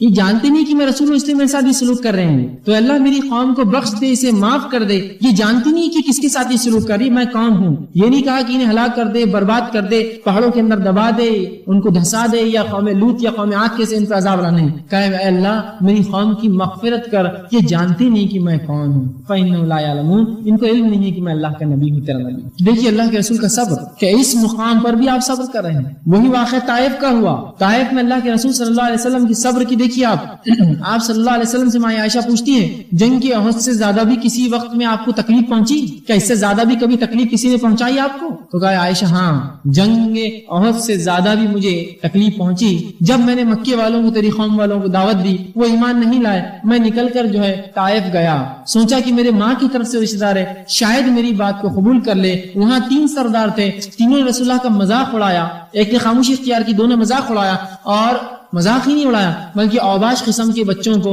رسول اکرم صلی اللہ علیہ وسلم کے پیچھے چھوڑ دیا، اور وہ آپ صلی اللہ علیہ وسلم کو، زید بن حارثہ آپ کے ساتھ تھے، پتھر مارنے لگے، اور صرف پتھر نہ مارتے بلکہ اللہ کے رسول صلی اللہ علیہ وسلم جب گر جاتے ہیں تو وہ جا کر وہ اوباش لڑکے رسول اللہ کے بغل میں ہاتھ ڈالتے اور گھسیٹتے ہوئے آپ کو پھر کھڑے کرتے، پھر پتھر مارتے، پھر آپ گر جاتے تو بغل میں ہاتھ ڈال کے رسول اللہ کو اٹھا کر لے کر بھاگتے، پھر اٹھاتے اور پھر پتھر مارتے، حتیٰ کہ یہ ہوا کہ آپ صلی اللہ علیہ وسلم کی جوتیاں تک خون میں بھر گئی۔ اس کے بعد اللہ کے رسول صلی اللہ علیہ وسلم نے ایک باغ میں پناہ لی، اور باغ میں پناہ لینے کے بعد اس باغ والوں نے اللہ کے رسول کو پانی اور کچھ انگور پیش کیا، انگور کا باغ تھا، اور فوراً جو ہے ملک الجبال پہاڑ کا فرشتہ آیا اور کہا اے محمد صلی اللہ علیہ وسلم اگر آپ حکم دے تو اس بستی والوں کو میں دبا دیتا ہوں 2 پہاڑوں کے بیچ۔ رسول اکرم صلی اللہ علیہ وسلم نے کہا نہیں، میں یہ بددعا نہیں دے سکتا، میں اس کا حکم نہیں دوں گا، ہو سکتا ہے ان کی نسلوں میں سے ایمان والے نکلے۔ دیکھیے صبر آپ کا، چاہتے تو کہتے تھے ہاں دبا دو، پوری بستی کو آندھی کر دو، آپ نے یہ نہیں کہا ہو سکتا ہے ان کی قوموں میں سے، ان کی نسلوں میں سے ایمان والے نکلے، اور ان کی نسلوں میں سے پھر ایمان والے نکلے، انہوں نے ایمان قبول کیا، اور فتح مکہ میں اکثریت جو ہے طائف کے لوگوں کی بہت کثرت سے جمع ہو، اور بعد کی جنگوں میں انہوں نے مسلمانوں کا ساتھ دیا۔ تو یہ تھا رسول اللہ صلی اللہ علیہ وسلم کا صبر اللہ کے لیے، طلب ثواب کے ساتھ۔ اور بھی بھرا رسول اللہ صلی اللہ علیہ وسلم زندگی میں کئی واقعات ہیں، آئیے ایک اور واقعہ، جسمانی اذیت، یہ ذہنی اذیت کا واقعہ سنیے۔ 2 جگہ یہ خون نکلنا جسمانی اذیت ہے، انسان کبھی کبھار جسمانی اذیت کو برداشت کر سکتا ہے، ذہنی اذیت کو لے کر کبھی کبھار وہ مر جاتا ہے ٹینشن اور فکر سے۔ رسول اکرم صلی اللہ علیہ وسلم ایک بار جو مال غنیمت تقسیم کر رہے تھے، اور بخاری کی بہرحال یہ جو ہے بخاری کی روایت ہے، مال غنیمت تقسیم کر رہے تھے، ایک شخص آیا اور کہا اللہ کے رسول انصاف سے کام لیجیے۔ سبحان اللہ، اللہ کے رسول کو کہہ رہا ہے انصاف سے کام لیجیے۔ کیا رسول ناانصافی کر سکتا ہے اپنی قوم کے ساتھ؟ تو رسول اللہ کو کہہ رہا ہے انصاف سے کام لیجیے، کیا کچھ اللہ کے رسول کے دل پر گزری نہیں ہوں گی؟ کیسا انسان ہے کہ رسول کو کہہ رہا ہے انصاف سے کام لیجیے، مطلب رسول ناانصافی کر رہے، عدل نہیں کر رہا ہے اپنی قوم کے ساتھ، جبکہ اللہ کے رسول نے جو معاملہ کیا تھا وہ بھی حکمت پر مبنی تھا۔ آپ نے مہاجر کو زیادہ مال غنیمت تقسیم کیا تھا بنی انصار کے، اس لیے کہ مہاجر انصار کے اوپر ڈیپینڈ تھے۔ آپ نے چاہا کہ اگر مہاجر کو مال زیادہ دوں گا تو یہ اپنے پیروں پر کھڑے ہو جائیں گے، تو انصار کو جو ہے آسانی ہو جائیں گی۔ اس نیت سے آپ نے تقسیم تھوڑی زیادہ کی تو کہا اللہ کے رسول انصاف کیجئے، تو اللہ کے رسول صلی اللہ علیہ وسلم دیکھیے کچھ نہ کہا اور صرف اتنا کہا اور فرمایا کہ اللہ سبحانہ تعالیٰ موسیٰ علیہ السلام پر رحم کرے، ان کی قوم نے انہیں بہت زیادہ ایذا پہنچائی تھی لیکن انہوں نے صبر کیا۔ اللہ کس پر؟ موسیٰ علیہ السلام پر رحم کرے، انہیں مجھ سے بھی زیادہ جو ہے تکلیف پہنچائی گئی، اس معاملے میں کی قوم الزام لگاتی تھی لیکن انہوں نے جو ہے صبر کیا، تو رسول اللہ نے خود صبر کیا اور کہا اللہ موسیٰ علیہ السلام پر رحم کرے، کیا کچھ بنی اسرائیل نے ان پر تہمتیں نہیں لگائی، پھر بھی انہوں نے صبر کیا اس معاملے میں۔ تو صبر کرنا انبیاء علیہ الصلوۃ والسلام، شہداء، صدیقین، صالحین اور نیکوکاروں کا طریقہ اور شیوا یاد رکھیے، وہ صبر کرتے ہیں مصیبتوں میں، ٹھیک۔ اسی طرح آپ صلی اللہ علیہ وسلم فرماتے ہیں، بخاری کی روایت آپ نے فرمایا تم سے پہلے لوگوں میں ایسے لوگ تھے، چند صحابہ اللہ کے رسول کے پاس گئے، بخاری کی روایت ہے، اور کہا اللہ کے رسول بس بہت ہو گیا، آپ بدعا دے دیجیے اس قوم کو، مکی دور کا واقعہ ہے، مطلب آپ بدعا کر دیجیے اس قوم کے لیے، بہت ہوگی، بہت تکلیف اذیتیں پہنچا رہے ہیں۔ تو آپ صلی اللہ علیہ وسلم نے فرمایا آپ ٹیکے سے تھے، حدیث میں آتا ہے کعبے کی دیوار سے ٹیک لے کے ایک چادر سے آپ لیٹے تھے، آپ فوراً ٹیکے سے اٹھ گئے اور کہا جب تم سے پہلے کے لوگ ایمان لاتے تو ان کو آروں سے چیر دیا جاتا، تم سے پہلے کے لوگ جب ایمان لاتے تو ان کو آروں سے بیچ میں سے چیر دیا جاتا اور ان کے جسموں پر لوہے کی کنگیاں چلا کر زندہ ان کی کھالیں ادھیڑ دی جاتی، لیکن یہ چیز بھی ان کو ایمان سے نہیں پھیرتی۔ اور تم اپنی تکلیف کی بات کرے، صبر کرو، اس لیے کہ تم سے پہلے آپ نے فرمایا جنہیں گرفتار کر تم سے پہلے جو لوگ ایسے مرد بھی تھے جنہیں گرفتار کر کے زمین میں گاڑ دیا جاتا اور پھر آرے سے ان کے جسم کو سر سے چیر کر ٹکڑے کر دیا جاتا، اور فرمایا اور لوہے کی کنگیاں ان کے گوشت میں دھسا کر درمیان سے کھینچی جاتی، یہ بات بھی انہیں اللہ سبحانہ تعالیٰ کے دین سے نہیں روکتی۔ مطلب تم صبر کرو، ان لوگوں نے جیسا صبر کیا تم صبر کرو کہ وہ ان کو گاڑ دیا جاتا اور دو ٹکڑے کر دیے جاتے جسم کے، یا زندہ جسم کے اندر کنگیاں دھسا کر گوشت کھینچ دیا جاتا، وہ چیز ان کو ایمان سے نہیں پھیرتی، مطلب تم صبر کرو۔ اور ایسے واقعات کی کئی مثالیں بہرحال ہم ملتی ہیں، بس ایک واقعہ صرف اس صبر کا میں آپ کے سامنے رکھوں گا، بڑا زبردست واقعہ ہے، بچے، بوڑھے، مرد اور عورتوں کے لیے عبرت ہے اس واقعے میں۔ بہرحال واقعہ بہت لمبا ہے، مسلم کی روایت ہے، طویل ہے، میں بہت اختصار سے انشاءاللہ جس کام لوں گا اس کے تعلق سے۔ آپ صلی اللہ علیہ وسلم فرماتے ہیں اس واقعے کو اللہ رب العزت نے قرآن میں سورۃ البروج سورہ نمبر 85 کی ابتدائی آیتوں کے اندر بیان کیا ہے، اصحاب اخدود کا واقعہ۔ فرمایا قتل اصحاب الاخدود، کہ مار دیے گئے اخدود والے گڑھے والے لوگ، ٹھیک۔ اب یہ واقعہ کیا ہے؟ جب صحابہ نے پوچھا یہ اخدود کا معاملہ کیا ہے، یہ گڑھے والے لوگ کون تھے، تو بڑا زبردست واقعہ آپ صلی اللہ علیہ وسلم سنایا کہ آپ نے فرمایا تم سے پہلے قوموں میں ایک قوم تھی، بنی اسرائیل کا یہ واقعہ ہے غالباً، تم سے پچھلے ایمان والوں میں ایمان والے تھے، اور ایک قوم تھی، اس بستی میں جو ہے ایک بادشاہ تھا، اور اس بادشاہ کے پاس ایک جادوگر تھا، وہ جادوگر جو بوڑھا ہونے لگا، اس نے کہا بادشاہ، وہ خوابوں کی تعبیر اس طرح کی کاما کرتا، نجوم تاروں کو دیکھ کر تقدیر بتاتا، اس نے کہا بادشاہ سلامت، میں بوڑھا ہو چلا ہوں، میں مر جاؤں گا، لہٰذا تم ایک بچہ میرے پاس لا کے دو جس کو میں تعلیم دوں جادو کا علم، تاکہ میرے بعد وہ آپ کی مدد کرتا رہے۔ منادی دی گئی، ایک بچہ سلیکٹ کیا گیا، چنا گیا۔ وہ بچہ جب محل کی طرف جاتا اپنی بستی سے نکل کر، تو راستے میں ایک راہب دیندار انسان تھا جو کہ بادشاہ کے ظلم کی وجہ سے بستی میں نہیں رہتا تھا، بستی سے الگ رہتا تھا، اس لیے کہ بادشاہ اپنے آپ کو خدا کہتا تھا، وہ اپنے آپ کو رب سمجھتا تھا۔ تو یہ راہب جو دیندار انسان تھا، وہ بستی سے ہٹ کر ایک جگہ جنگل میں رہتا تھا۔ جب نوجوان وہاں سے گزرتا تو اس راہب سے ملاقات ہوئی، وہ راہب اس کو کچھ دین کی باتیں بتاتا خاموشی میں، وہ بچہ وہ باتیں سیکھ کر محل جاتا، جادوگر سے جادو کا علم سیکھتا اور واپس گھر جاتا، یہی روز ہوتا رہا۔ اب بچہ جو اس راہب کے پاس بیٹھ کر علم سیکھنے لگا تو تاخیر دیر ہونے لگی، اور جب وہ محل جاتا تو اس کو جادوگر مارتا اور کہتا تو تاخیر دیر سے کیوں آیا؟ تو اس نے کہا اے راہب، جب میں تمہارے پاس بیٹھتا ہوں تو جادوگر مارتا ہے، جب گھر دیر سے جاتا ہوں تو گھر والے مارتے ہیں، میں کیا کروں؟ تو اس راہب نے کہا دیکھو جب تم جادوگر کے پاس جاتے ہو تو کہنا گھر والوں نے دیر سے چھوڑا تاکہ تم شرعی علم سیکھو مجھ سے، اور جب تم گھر دیر سے جاتے ہو گھر والے پوچھتے کہاں تھے تو بولنا جادوگر نے دیر سے چھوڑا اور مجھ سے تم علم سیکھتے رہنا۔ وہ بچہ دونوں سے ذہین بچہ تھا، دونوں سے علم سیکھتا رہا۔ ایک مرتبہ یوں ہوا کہ جب وہ اپنی بستی سے نکل کر محل کی طرف جانے لگا، راستے میں ایک جانور تھا، رسول اللہ فرماتے جس نے بستی کا راستہ روکے رکھا تھا، اور ادھر کے لوگ ادھر جانب، ادھر کے لوگ ادھر کے جانب کھڑے تھے، بڑا کوئی جانور تھا، سب لوگ دیکھ رہے تھے۔ اس بچے نے نیت کی اور آگے بڑھا، جب جانور کو دیکھا تو اس بچے نے ایک پتھر اٹھا نیت کی، اے اللہ اگر وہ جادوگر حق پر ہے، کیونکہ ابھی دونوں علم سیکھ رہا تھا، تو جب میں یہ پتھر ماروں اس جانور کو تو یہ جانور نہ مرے نہ ہٹے، اور اگر وہ راہب حق پر ہے، وہ جو مجھے سکھاتا ہے مسلمان، تو یہ جانور راستے سے ہٹ جائے یا مر جائے۔ اس نیت سے اس نے پتھر مارا، اور آپ صلی اللہ علیہ وسلم فرماتے ہیں وہ جانور مر گیا اور راستے سے ہٹا دیا گیا۔ بچے کا چرچا چاروں طرف ہو گیا، ظاہر سی بات ہے چھوٹے بچے نے جب کیا تو اس کا چرچا چاروں طرف ہو گیا۔ جب یہ بات بچے نے راہب کو سنائی تو راہب نے کہا اب تم کامل ہو چکے ہو ایمان کے اعتبار سے، تم نے مجھ سے دین سیکھ لیا، اب تمہارے پاس علم آ گیا ہے، اب ایک بات ضرور یاد رکھنا، کیونکہ وہ دیندار تھا، اسے علم تھا، میرا نام کسی کو مت بتانا، میں نے تمہیں یہ سکھایا ہے، کیونکہ اسے معلوم تھا اب مصیبت شروع، آزمائش شروع، اللہ کا طریقہ ہی میرا نام مت بتانا کسی کو کہ میں نے تمہیں یہ چیز سکھائی ہے جو دین کا علم دیا ہے۔ اب ہوا یوں کہ اللہ رب العزت نے اس بچے کی دعاؤں میں تاثیر دے دی، اور جب کوئی شخص اس کے پاس آتا، بچہ کہتا کہ اللہ پر ایمان لاؤ، اور پھر اس کے حق میں دعا کرتا، اللہ اس کی دعا کو قبول کرتا اور وہ بیماروں کو شفا دینے لگا اللہ کے حکم سے۔ جو آتا اس کو کہتا ایمان لاؤ، اور پھر وہ دعا کرتا اور وہ شفا یاب ہوتے۔ ایک مرتبہ یوں ہوا کہ ایک وزیر تھا جو اس بادشاہ کے محل میں تھا، اس وزیر جو وہ نابینا تھا، کسی نے کہا جاؤ اس بچے کے پاس، وہ بہت ماہر ہو چکا ہے، لوگوں کو لگا اس نے جادوگر سے علم سیکھا، بڑا ماہر ہو چکا ہے، وہ جس کے لیے دعا کرتا ہے اس کی دعا قبول ہوتی ہے، تم نابینا ہو، اس سے جا کے نظر بینائی مانگو۔ وہ شخص وزیر پہنچ گیا اور خوب تحفے تحائف لائے اور کہا مجھے بینائی دو، تو کہا بینائی میں نہیں دیتا ہوں، وہ اللہ دیتا ہے شفا۔ تو کہا یہ اللہ کون ہے؟ تو کہا یہ تمہارا اور میرا رب ہے، تمہارا اور میرا رب ہے، لہٰذا تم اس پر پہلے ایمان لاؤ پھر میں دعا کروں گا۔ وہ شخص وزیر ایمان لایا، بچے نے دعا کی، وزیر کو آنکھیں آ گئی، مطلب اس کو بینائی آ گئی۔ وزیر جو ہے محل میں جا کر جب دوسرے دن بیٹھا اور لوگوں کو دیکھنے لگا، چونکہ بینا لوگ جو نابینا ہوتے ہیں ان کو دکھتا ہے، تو بات ادھر کرتے ہیں دیکھتے ادھر ہے، بیچارے سمجھ میں نہیں آتا ہے، تو وزیر دیکھ کر بات کر، بادشاہ نے کہا کیا بات ہے آج تم دیکھ رہے ہو؟ تو کہا مجھے بینائی مل گئی۔ تو کہا خوب، کیسے؟ تو کہا اس بچے نے دی، اس بچے نے دعا کی اور اپنے رب سے دعا کی، مجھے کہا ایمان لاؤ رب پر، اور دعا کی رب سے بینائی مل گئی۔ تو بادشاہ نے جادوگر سے کہا بھائی اتنا ماہر بنا دیا اس کو تم نے، یہ تو تم سے بھی آگے چلا گیا۔ تو جادوگر نے کہا میری مہارت اتنی نہیں کہ میں کسی کو بینائی دینے والا جادو سکھا سکوں۔ تو اس بادشاہ نے کہا کہ تم سے اس نے کیا کہا؟ تو اس نے کہا رب پر ایمان لاؤ۔ تو اس بادشاہ نے کہا اچھا مجھ پر ایمان لاؤ کہا؟ تو کہا نہیں تم تھوڑی رب ہو۔ تو کہا تم مجھ سے ہٹ کر کسی کو رب سمجھتے ہو؟ کیونکہ وہ اپنے آپ کو رب سمجھتا، اللہ سمجھتا تھا۔ تو کہا تم مجھ سے ہٹ کر کسی کو رب سمجھتے ہو؟ تو کہا وہ اللہ جو تمہارا بھی رب ہے اور میرا بھی رب ہے۔ تو کہا نہیں یہ نہیں ہو سکتا ہے، کس نے تمہیں یہ بتایا؟ تو کہا اس بچے نے یہ تعلیم دی مجھے۔ لاؤ اس بچے کو پکڑ کر لایا گیا محل کے اندر، جب بچے کو ضرب لگائے گی، مارا گیا، کس نے سکھایا تجھے علم؟ کیونکہ بادشاہ یہ چاہتا نہیں تھا کہ بغاوت ہو اس کے محل میں، ایمان لوگ لانے لگے تو بغاوت ہو جائیں گے، وہ اپنے آپ کو رب کہتا تھا۔ اس بچے کو لا کے ضرب لگائی گی، مارا گیا، تنبیہ کی گئی، اور بیچارہ ضرب کی ڈر سے اور مار کھا کر جو ہے اس نے منہ کھول دیا اور کہا اس راہب نے مجھے سکھایا۔ اس راہب کو بھی گرفتار کر کے لایا گیا۔ اب وہ وزیر بھی کھڑا ہے، بچہ بھی کھڑا ہے، راہب بھی، اور کہا گیا کیا تم مجھ پر ایمان لاتے ہو؟ بادشاہ نے کہا،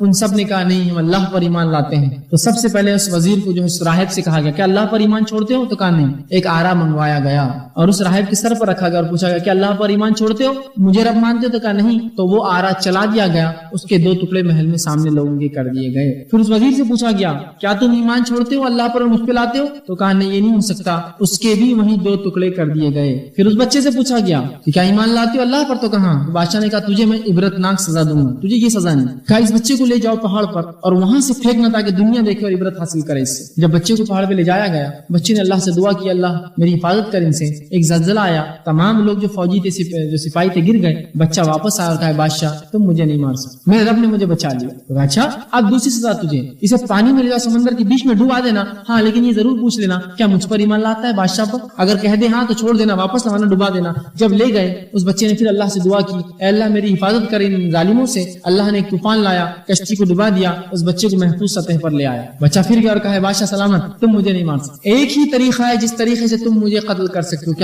کیا طریقہ ہے؟ تو کہا مجھے سب سے اونچے مقام پر لے جاؤ اپنے علاقے کے، اور تمام اپنے بستی اور شہر والوں کو، ملک والوں کو جمع کرو اس مقام پر، اور ان کے سامنے میرے ترکس سے ایک تیر نکالو جو میں دوں گا تمہیں، اور اس تیر کو لے کر یہ کہنا بسم اللہ رب الغلام، کہ اللہ کے نام سے جو اس لڑکے کا رب ہے، اور پھر وہ تیر میرے سر پہ مارنا تو ہی میں مر سکتا ہوں۔ بادشاہ نے کہا میں تو چاہتا ہوں۔ اس نے منادی لگائی، لوگ جمع ہوئے، ایک پہاڑ پر اس بچے کو لے جایا گیا جہاں سے لوگ دیکھ سکتے تھے، اور بادشاہ نے اس کے ترکس میں سے ایک تیر لیا اور وہی لفظ کہے بسم اللہ اللہ کے نام سے رب الغلام، جس لڑکے کا رب ہے، اور تیر اس کے سر میں جا کر بیچ میں لگا اور وہیں اس لڑکے نے گردن ڈال دی اور وہ مر گیا۔ اب جو ہی اس لڑکے کی موت ہوئی، پورے کی پوری عوام جو کھڑی چلا اٹھی آمنت برب الغلام، ہم لڑکے کے رب پر ایمان لائے، کیونکہ لڑکا حق تھا، لڑکا حق پر تھا، اس نے صبر کیا اور اسے پتا تھا اگر میں جیوں گا تو دعوت اتنی لمبی نہیں دے سکتا ہوں۔ اس کو اللہ نے حکمت دی، اس کی موت نے پورے کے پورے ملک کو ایمان لا دیا، اس کا صبر۔ تو سب نے کہا آمنت برب الغلام، ہم سب ایمان لائے لڑکے کے رب پر۔ اب وزیروں نے کہا یہ تو پہلے ہم 3 لوگ اور 2 لوگ اور 4 لوگوں سے پریشان تھے، امام تو پوری بستی ایمان لائی،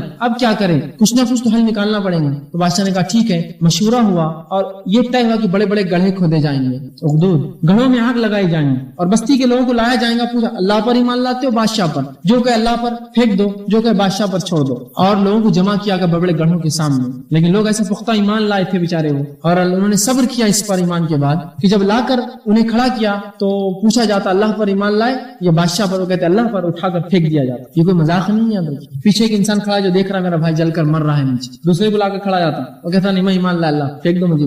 حتیٰ کہ تمام بستی کے لوگوں کو اس نے جلا دیا، آگ میں ڈال دیا. آخر میں ایک عورت تھی جس کے سینے سے اللہ کے فرماتے ایک بچہ لگا تھا. اس نے یہ سوچا کہ میں اپنے بچے کے لیے جھوٹ بول دیتی ہوں، اب کوئی دیکھنے والا بھی نہیں میرے اطراف، سب مر چکے ہیں جو ایمان لائے، تاکہ میں اس کی زندگی بچا لوں. جب یہ نیت اس نے کی تو اللہ رب العزت نے اس بچے کو زبان دی اور اس نے کہا میری ماں تو حق پر ہے اور کود جا. اور پھر عورت اس بچے کو لے کے سامنے کود گئی. تو رسول اللہ فرماتے ہیں ایسے 4 بچے ہوئے جنہوں نے ایسی عمر میں بات کی جس عمر میں بچے بات نہیں کرتے. ایک عیسیٰ علیہ السلام چھوٹے تھے، دوسرا بچہ وہ تھا، تیسرا بچہ ایک جریج ایک واقعہ تھا، بہرحال ایک طویل واقعہ، اس کے اندر ایک بچے نے گواہی دی. چوتھا فرماتے ہیں اصحاب اخدود کا بچہ، اس نے بھی ایسی عمر میں بات کی کہ عموماً بچے بات نہیں کرتے. اب آئیے اس واقعے کے اندر جو نصیحتیں تھی، صبر کے جو واقعات تھے کیا کیا تھے. سب سے پہلے اس راہب کا صبر، اسے پتا تھا اگر میں ایمان کی دعوت دوں گا تو مصیبت مجھ پر آنے والی ہے، پھر بھی اس نے اپنے ایمان کو چھپایا نہیں اور بچے کو حکمتاً تعلیم دے دی، ایمان بتایا. دوسرا اس وزیر کا ایمان دیکھیے آپ اور اس کا صبر دیکھیے. وزارت پوسٹ بہت بڑی چیز ہوتی ہے. آج کل ہم دیکھتے ہیں چھوٹی چھوٹی پوسٹ کے لیے ہم بھکاریوں جیسا پھرتے ہیں لوگوں کے پیچھے، اور وہ جو چاہے ان کو رب سمجھ ان کے سامنے جھکتے ہیں. وزیر تھا وہ، معمولی اس کی پوزیشن نہیں تھی، بادشاہ کی بازو بیٹھتا تھا وہ،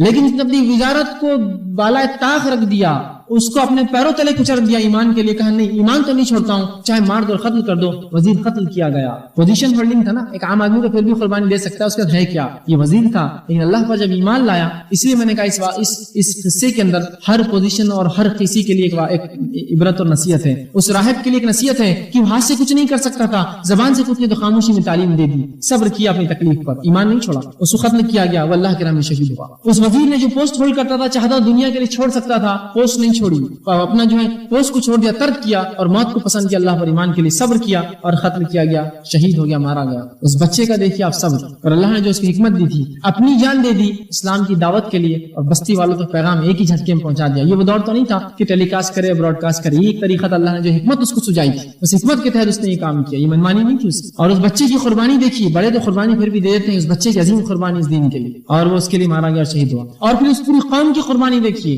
ہر بڑا اور چھوٹا اور عورت اور مرد سب آگ میں کودنا پسند کیا، ایمان چھوڑنا پسند نہیں کیا. اور آخر میں اس ماں، اس عورت کی اور اس چھوٹے بچے کی قربانی دیکھیے کہ اس ننھے بچے نے بھی جو ایمان کے لیے مرنا پسند کیا، لیکن وہ زندگی اس نے پسند نہیں کی، اور وہ عورت بھی اس کو لے کر کود گئی. تو اس واقعے میں ہر فرد کے لیے نصیحت تھی، ہر فرد کے لیے صبر کے نمونے تھے. ہر پوزیشن میں جو ہم ہولڈ کرتے ہیں ان میں ہر کسی کا ایک عبرت تھی کہ سب نے قربانی دی اللہ اور اس کے دین کے لیے. کیا آج ہم ایسے صبر کے لیے تیار ہیں؟ ہم تو اتنے صبر کے لیے بھی تیار نہیں کہ 2 روپے ہم سے چھین جائے، ہم اس کے لیے بھی پریشان ہو جاتے ہیں. یہ نہیں سوچتے کہ اللہ نے لکھا تھا میری تقدیر نہیں ہونا، ہو گیا. نہ صبرے ہو جاتے ہیں، نہ شکرے بن جاتے ہیں. اور جب ایک انسان صبر کرتا ہے تو کیا ہوتا ہے معلوم؟ وہ صبر جب کرتا ہے تو خود بخود یہ شکر کی علامت ہے. اسی لیے میں نے شکر کو بہت لمبا طویل نہیں لیا، مختصر رکھوں گا. لیکن جب انسان صبر کر رہا ہے کسی مصیبت میں، انا للہ و انا الیہ راجعون پڑھا، یہ اس کا شکر ہے. تو صبر میں شکر خود بخود داخل ہے. اسی لیے عنوان صبر اور شکر رکھا گیا کہ جب ایک انسان مصیبتوں پر صبر کرتا ہے تو وہ خود بخود شکر کی علامت ہے اس کی. اور جب وہ کلمات ادا کرتا ہے حمد و ثنا کی تکلیفوں پر، اللہ کا شکر ادا کرتا ہے کہ جس بھی حال میں تو نے رکھا تیرا شکر ہے اللہ. ٹھیک، تو یہ خود ایک شکر ہے، اللہ کی تعریف کرتا ہے، حمد و ثنا کرتا ہے. ٹھیک ہے. اسی طرح اللہ رب العزت نے قرآن میں فرمایا صبر کے تعلق سے سورہ شورى سورہ نمبر 42 آیت نمبر 43 میں وَلِمَنْ صَبَرَ وَغَفَرَ إِنَّ ذَلِكَ لَمِنْ عَزْمِ الْأُمُورِ. اللہ فرماتا ہے جو صبر کرتا ہے اور معاف کرتا ہے یہ ہمت کے کاموں میں سے ہے. صبر کرو اور معاف کرو. دین کے لیے کسی نے آپ کو گالی دے دی، صبر کرو، درگزر کرو، عفو معاف کر دو. یہ بہت پائے کے جو ہے کردار والے لوگوں کی علامتیں ہیں، صبر کرنا اور معافی اور درگزر کرنا. ٹھیک، تو صبر یاد رکھیے بڑی اہم چیز ہے. اب آئیے چند باتیں آپ کو شکر کے تعلق سے رکھتا ہوں کہ شکر کیا ہے. آپ جو صبر کریں گے، جو تکلیفیں برداشت کریں گے، اور ہر تکلیف کے اوپر اللہ کی حمد و ثنا اور جو ہے تسبیح اور اس کی کلام اور اس کی بڑائی بیان کریں گے، یہ تمام شکر ہو جاتا ہے خود بخود. یہ تمام شکر ہو جاتا ہے خود بخود. آئیے شکر کے تعلق سے اللہ رب العزت قرآن میں فرماتا اور کہتا ہے، ایک آیت جو میں نے آپ کے سامنے تلاوت کی جو سورہ بقرہ کی آیت نمبر 152 تھی. اللہ نے فرمایا فَاذْكُرُونِي أَذْكُرْكُمْ وَاشْكُرُوا لِي وَلَا تَكْفُرُونَ، کہ تم میرا ذکر کرو میں تمہارا ذکر کروں گا، وَاشْكُرُوا لِي میرا شکر ادا کرو، وَلَا تَكْفُرُونَ اور ناشکری نہ کرنا. تو شکر ادا کرے اللہ کا ہر حال میں. یاد رکھیں جو کچھ اس نے دیا. اور اللہ کا شکر کیسے ادا کریں گے؟ اللہ تیرا شکر ہے، یہ تو ایک الگ بات ہے. آپ الحمدللہ کہہ کر اللہ کا شکر ہر حال میں ادا کر سکتے ہیں. نقصان کی خبر الحمدللہ، فائدے کی خبر الحمدللہ. شکریہ کلمات ہے یہ، اللہ تیرا شکر ہے. الحمدللہ یہ افضل الدعا ہے. یاد رکھیں رسول اللہ فرماتے ہیں افضل الذکر لا الہ الا اللہ و افضل الدعا الحمد अल्हम्दुलिल्लाह। तो अल्हम्दुलिल्लाह हर हाल में बोला कीजिए, अल्हम्दुलिल्लाह, ये बड़ी बात है, याद रखिए, अल्हम्दुलिल्लाह बोलो। आज हम देखते हैं ये कलिमात शुक्र भी हम भूल चुके हैं। ना सब्रपन, सब्र चला गया हमसे तो नाशुक्री शुरू हो जाती। सब्र जुनी चले जाएंगे, नाशुक्री शुरू, सब्र करेंगे तो शुक्र खुद ब खुद बाकी रहेगा। ये दोनों एक दूसरे से लगे हुए हैं। एक इंसान को खबर है कोई मर गया, कोई किसी ने किसी की खबर दी, किसी की पैदाइश हुई, कोई पैदा हुआ, तो आप बोलते हैं अल्हम्दुलिल्लाह, तमाम तारीफ है अल्लाह के लिए। अगर किसी की मौत की खबर आई तो अगर कोई बोले अल्हम्दुलिल्लाह तो उसका गला पकड़ लेंगे, बोलेंगे मेरे घर में मर गया और तू। अल्हम्दुलिल्लाह का माना होता है तमाम तारीफ अल्लाह के लिए, तो मैं जीऊं भी तो तारीफ अल्लाह की, मैं मरूं भी तो तारीफ अल्लाह। और ऐसे सलफ सालीन के कई वाक़या, तो यही शुक्रिया के कलिमात, शुक्रिया कलिमात कि इंसान सब्र करे, वो तकलीफ आई सब्र किया, अल्हम्दुलिल्लाह, इन्ना लिल्लाहि व इन्ना इलैहि राजिऊन, अल्लाह इस नुकसान का बेहतरीन बदल दे, छोड़ दिया आपने अल्लाह पर। अब अल्लाह का काम है कि इस बंदे को जिसने शुक्रिया कलिमात अदा किया अपने नुकसान पर भी, अल्लाह का काम है कि उसको वापस दे। इसलिए कि बंदा जो होता है ये कमजोर होता है, अल्लाह को मालूम अगर ज्यादा इसको आजमाएंगे तो ये छोड़ देंगे साथ, तो अल्लाह भी उतना ही आजमाता है जितनी उसकी ताकत और इस्तात है, और उसके बाद जो है उसको नेमत अदा करता है बदले में, ताकि बंदा तरगीब पाए और आगे बढ़े। तो अल्हम्दुलिल्लाह, शुक्र अदा कीजिए अल्लाह का। ठीक है, अल्लाह ने कहा कि तुम मेरा जिक्र करो, मैं तुम्हारा जिक्र करूंगा, और अल्लाह फरमाता है आगे, वश्कुरुली वला तकफुरून, मेरा शुक्र अदा करना, मेरी हम्द सना करना हर बार, और कुफ्र ना करना, नाशुक्री ना करना। आइए इसी तरह अल्लाह रब्बुल इज्जत एक और आयत में कुरान में सूरह इब्राहिम की आयत नंबर 7 में फरमाता है, कहता है लइन शकरतुम लअज़ीदन्नकुम, अगर तुम शुक्र करोगे तो मैं और दूंगा तुम्हें। देखिए, सब्र किया, शुक्र किया, अल्लाह और देगा। अगर तुम शुक्र करोगे तो मैं और दूंगा। वला इन कफरतुम इन अज़ाबी लशदीद, लेकिन अगर तुमने नाशुक्री की तो मेरा अजाब तुम्हारे लिए बहुत सख्त होगा। तो नाशुक्री करना याद रखिए, ये सख्त अजाब को दावत देता है अल्लाह। तो हम शुक्र अदा करें, नाशुक्री ना करें। आइए शुक्र के ताल्लुक से एक हदीस सुन लीजिए, अल्लाह के रसूल सल्लल्लाहु अलैहि वसल्लम, बड़ी बेहतरीन हदीस है।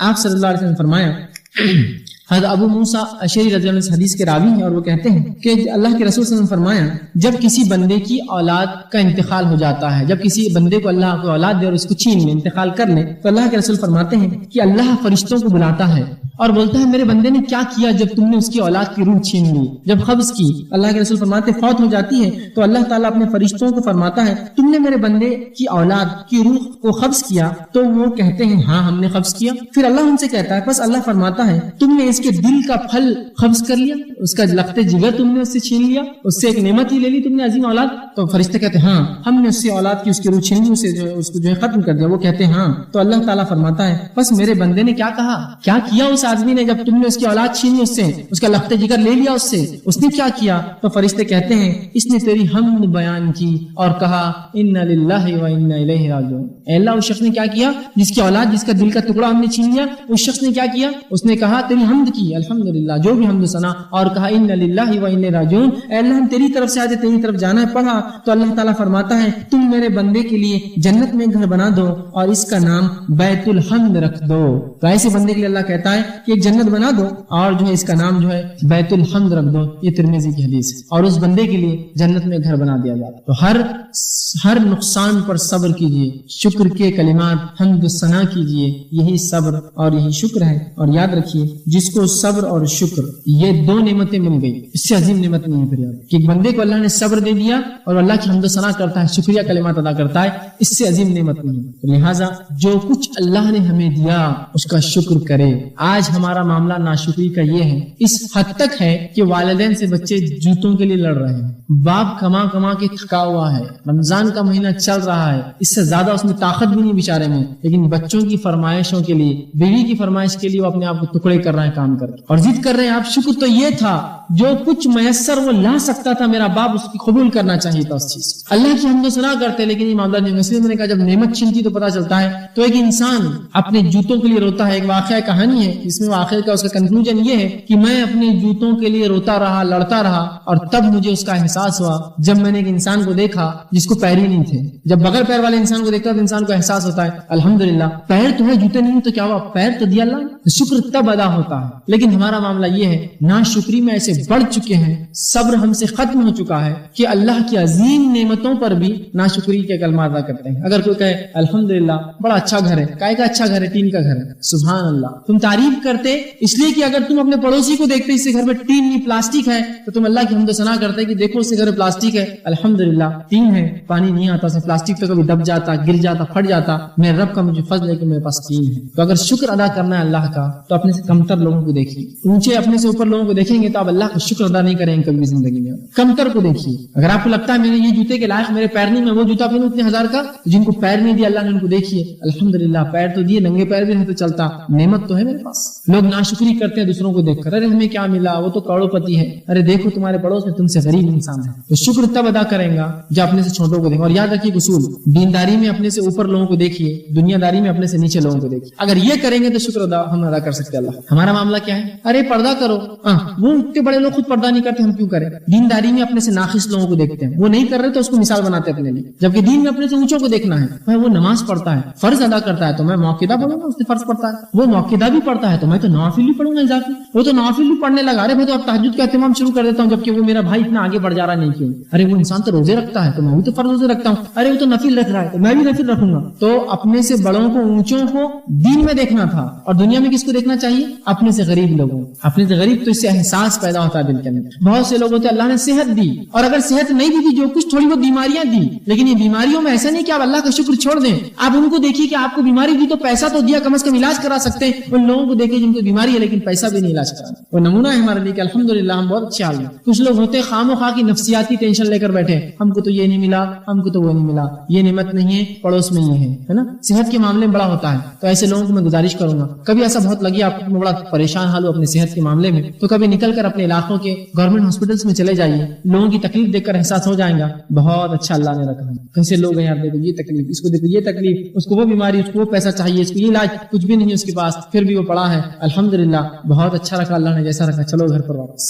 سمجھ رہے ہیں بات. تو نیچے لوگوں کو دیکھیں گے تو احساس جائے گا, اوپر والے لوگوں کو دیکھیں گے تو احساس کبھی نہیں ہوگا. تو ایک انسان جس کے پاس جو پیدل چل رہا ہے, بہت سے بار لوگ ہوتے ہیں کسی گاڑی والے کو دیکھتے ہوتے ہیں میرے پاس ٹو ویلر ہے, وہ تو کار میں جا رہا ہے, تو آپ اس کو دیکھیے جو سائیکل چلاتا ہے. الحمدللہ میں تو سیدھا ایکسیلیٹر دے کر چلا لیتا ہوں, میرا بھائی تو بیچارہ سائیکل پورا محنت مشقت پیسہ پسینہ اس کا ٹپک رہا ہے. سائیکل والا بول سکتا ہے میں تو سب سے آخری ہیرارکی ہوں, سب سے نیچے, میں کس کو دیکھوں. تو تم ان لوگوں کو دیکھو جن کا 3 چکی کی سائیکل ہے, جو اپنے 2 قدم سے سائیکل نہیں چلاتے, ہاتھوں سے چلاتے ہیں. یہ نمونہ اور عبرت ہے تمہارے لیے. اب کوئی بولے میں تو 3 سائیکل پر بیٹھا ہوں, میں کیا شکر ادا کروں اللہ کا. تو تم ان لوگوں کو دیکھو جن کو ہاتھ بھی اور پیر بھی نہیں ہے, وہ سائیکل بھی نہیں چلا سکتے 3 چکوں کی. تم احساس کرو گے الحمدللہ میں کم از کم 3 چاک کی سائیکل تو چلا سکتا ہوں. اور کوئی کہے میرے کو ہاتھ پیر بھی نہیں ہے, میں کس کو دیکھوں. تو وہ اس کو دیکھے جس کو ہاتھ پیر نہیں ہے, اور اس کے بعد اس کے اعضاء بھی جسم کے جو باقی ہے وہ بھی خراب ہے. اوکے الحمدللہ ہاتھ پیر دین نہیں دی تو کیا ہوا, اعضاء تو چل رہے ہیں, دل تو چلتا ہے, زبان تو ذکر کر سکتی ہے اللہ, بس اتنا ہی میرے لیے کافی. نیچوں کو دیکھیے اپنے سے, تو اللہ کا شکر ادا کریں. تو ہماری ناشکری کا یہ حال ہے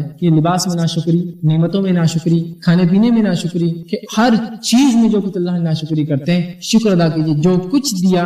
دیکھو شکر ادا کریں, اللہ کیا فرما رہا ہے کہ تم شکر کرو لازیدنکم, میں تمہیں بڑا کر دوں گا اور دوں گا, لیکن ناشکری کرو گے تو میرا عذاب تمہارے لیے بہت سخت ہے. شکر کر کے تو دیکھو جو اللہ نے جس حال میں رکھا, دیکھو اللہ بڑھائیں گا. ناشکری کرنے سے ایک تو پہلا مسئلہ یہ ہوتا ہے گھروں میں سکون اجڑ جاتا ہے. عورتیں ناشکری کرتی عموماً مردوں کی, اور اللہ کے رسول نے عورتوں کو بالخصوص وعید کی ناشکری سے. آپ صلی اللہ علیہ وسلم فرمایا عورتوں سے کہا کہ دیکھو میں نے جہنم میں تمہیں بکثرت دیکھا ہے, صدقہ خیرات زیادہ کیا کرو. تو ایک صحابیہ نے پوچھا اللہ کے رسول ہم کیوں جہنم میں جائیں گے زیادہ؟ تو کہا تم میں 2 برائیاں ہیں, ایک یہ کہ احسان کرنے والوں کا شکر اتار دیتی ہو, احسان کرنے والوں کا شکر اتار دیتی ہو, اور لان تان زیادہ کرتی ہو. سبحان اللہ, یہ تو ایسی چیزیں بتائی رسول اللہ نے تو ہم سمجھتے معمولی, لان تان کرنا تو معمولی, شکر اتارنا. تم احسان اتارتی ہو مطلب کیا ہے, شکر ادا نہیں کرتی ہو لوگوں کا جو احسان کرتے ہیں. اور واقعی میں عورتیں ایسا کرتی ہے. دیکھیے مثال دیتا ہوں, شوہر دن رات محنت کر رہا اور مشقت کر رہا ہے, ہر چیز کرنا چاہتا ہے اپنے بیوی اور بچوں کے لیے. ایک چیز اس سے ایک بار نہیں ہو سکی. کیا نہیں ہو سکا؟ اس سال کپڑے نئے نہیں بنا سکا. الحمدللہ میں سمجھتا ہوں ہر شخص نئے کپڑے عید کو پہنتا ہوں گا,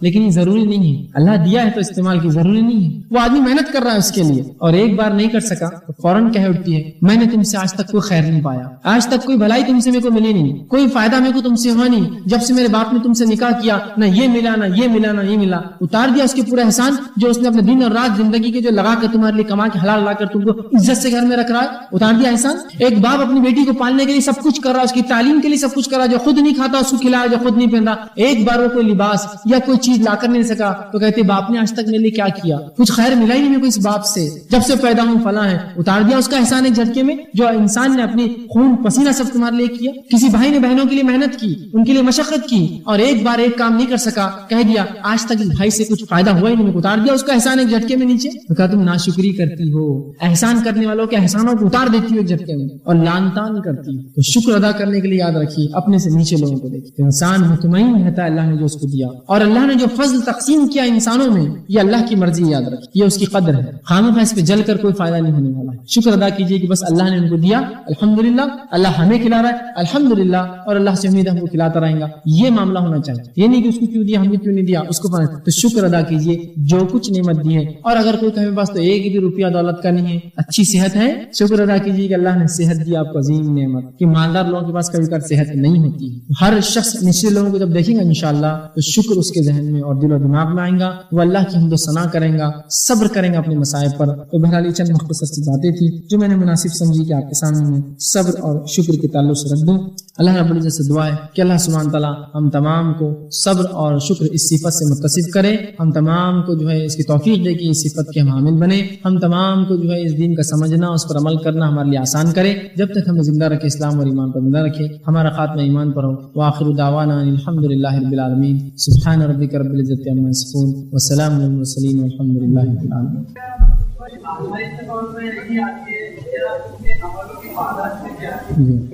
اعوذ باللہ من الشیطان الرجیم, بسم اللہ الرحمن الرحیم, الحمدللہ والصلاۃ والسلام علی خاتم النبیین والمرسلین وبعد, رب اشرح لی صدری ویسر لی امری واحلل عقدۃ من لسانی یفقہوا قولی. اما بعد, میرے بھائی نے ایک سوال کیا, میں گزارش کروں گا کہ خاموشی اختیار کریں آپ لوگ, اور جو لوگ سننا چاہ رہے بغور سنیں. تو بھائی نے ایک سوال کیا کہ کیا ضروری ہے کہ ہر بار مصیبتیں آزمائش کے لیے آئیں گی, یا کبھی مصیبتیں اپنے گناہوں کی وجہ سے بھی آتی ہیں؟ تو یاد رکھ لیجئے, مصیبتوں کی ایک وجہ تو یہ ہوتی ہے کہ انسان کو اللہ آزمانا چاہتا ہے, ایک تو یہ ہو گیا. دوسرا, وہ انسان جو شریعت کو چھوڑ کر دور نکل جاتا ہے اور معصیت اور گناہ اور غلط کام کرتا ہے, اس کو جو تکلیفیں پہنچتی ہے وہ اس کے اعمال کا نتیجہ ہوتی ہے. یہ دونوں میں فرق ہے, یاد رکھیں, آزمائش اور مصیبت میں فرق ہے. وہ چیز جہاں ایک انسان اللہ پر ایمان لاتا ہے, اس کے رسول کی تعلیمات پر چلتا ہے, جس کے وجہ سے اس کو جو تکلیفیں پہنچتی ہیں, تو وہ جو ہے یاد رکھیے اس کی آزمائش. اور ایک انسان جو غلط کام کرتا ہے, گناہ کرتا ہے, معصیت اختیار کرتا ہے, اس وجہ سے جو تکلیفیں آتی ہے, تو یہ اس کو نشانی اور علامت ہوتی ہے, تنبیہ ہوتی ہے کہ اپنے آپ کو سدھار لے, اپنے آپ کو جو سنبھال لے اور ان گناہوں سے بچ جائے. اب یاد رکھیے آزمائش اور مصیبت میں فرق کیا ہے, جو گناہوں کی وجہ سے آتی, جو نہیں کی. جب ایک انسان کو اللہ آزماتا ہے, وہ دل سے مطمئن ہوتا ہے, دل اور ذہن اس کا اطمینان میں ہوتا ہے. جیسے کہ صحابہ کے تعلق سے آتا ہے, کبھی کبھار جنگوں کے اندر اتنا اطمینان تھا کہ وہ کہتے ہیں ہاتھ سے تلوار چھوٹ جاتی تھی. تو یہ ان کا جو ہے صبر تھا, یہ ان کی نیکیاں تھی, اللہ رب العزت کو اطمینان دیا اس حالت میں بھی. اور بہت سے لوگ ہوتے ہیں ان کو تمام نعمتیں ملتی ہیں, لیکن گناہوں کی وجہ سے اس میں بھی وہ پریشان ہوتے ہیں. تو یہ بات بڑی اہم ہے. بھائی نے جو سوال کیا تھا کہ ہر بار جو آزمائش جو ہوتی ہے وہ صرف نیکوکار نہیں, بلکہ نیکوکار جو انسان دین پر چلنے کی کوشش کرتا ہے, جو تکلیف آتی ہے وہ آزمائش ہے, اور جو بدکار لوگ ہوتے ہیں ان کے گناہوں کی وجہ سے ان کے اوپر جو ہے ان کو سزائیں ملتی ہیں. تھوڑا سا پھر میں گزارش کروں گا کہ تھوڑی سی آپ خاموشی اختیار کریں, لوگ سننا چاہتے ہیں. کسی نے ایک سوال کیا کہ بہت سے لوگ اچھے دنوں میں اللہ سے دور رہتے ہیں اور پریشانی میں اللہ کو یاد کرتے ہیں, ان کے ساتھ کیا معاملہ ہوگا؟ بڑا اچھا سوال کیا. ایسا عموماً ہوتا ہے, چاہے کالج لائف ہو, اسکول لائف ہو, یا کوئی بھی زندگی کا مرحلہ ہو, جب اللہ اس کو فراوانی دیتا ہے وہ اللہ کو بھول جاتا ہے. وَإِن شَكَرْتُمْ لَأَزِيدَنَّكُمْ, تم شکر کرو تو زیادہ دوں گا. اب اللہ نے دے دیا تو آپ نے شکر چھوڑ دیا. اللہ کا شکر یہ ہے کہ اس کی فرض کردہ عبادتوں کا اس پر عمل کرے, اس کی اطاعت, اس کی بندگی کرے. ٹھیک, تو جیسا بہت سے اسٹوڈنٹس ہوتے ہیں, کالج میں ایگزامس آ گئے تو آپ دیکھیے مسجدیں فل ہونا شروع ہو جاتی ہیں, چہرے پر داڑیاں آ جاتی ہے نا. اسی طرح کوئی ہاسپٹل میں بیمار ہے تو داڑھی واڑی رکھ کر آدمی ایک دم جو ہے اللہ اللہ کرتے رہتا ہے, نماز روزہ بالکل پابند ہو جاتا ہے. اسی طرح تجارت اگر بیٹھنے لگے تو پھر اللہ کی طرف رجوع کرتا ہے, بھاگتا ہے. لیکن وہی اللہ جب فراوانی دے دے اور نعمت عطا کر دے اپنی, تو تب اللہ سے دور بھاگ جاتا ہے. ہونا تو یہ چاہیے تھا, اللہ جتنی نعمتیں دے تو میں شکر زیادہ کروں تاکہ اللہ اور دے, لیکن ہمارا معاملہ یہ ہے. تو یاد رکھیے ایسے لوگ جو اللہ کو صرف پریشانی میں یاد کرتے ہیں اور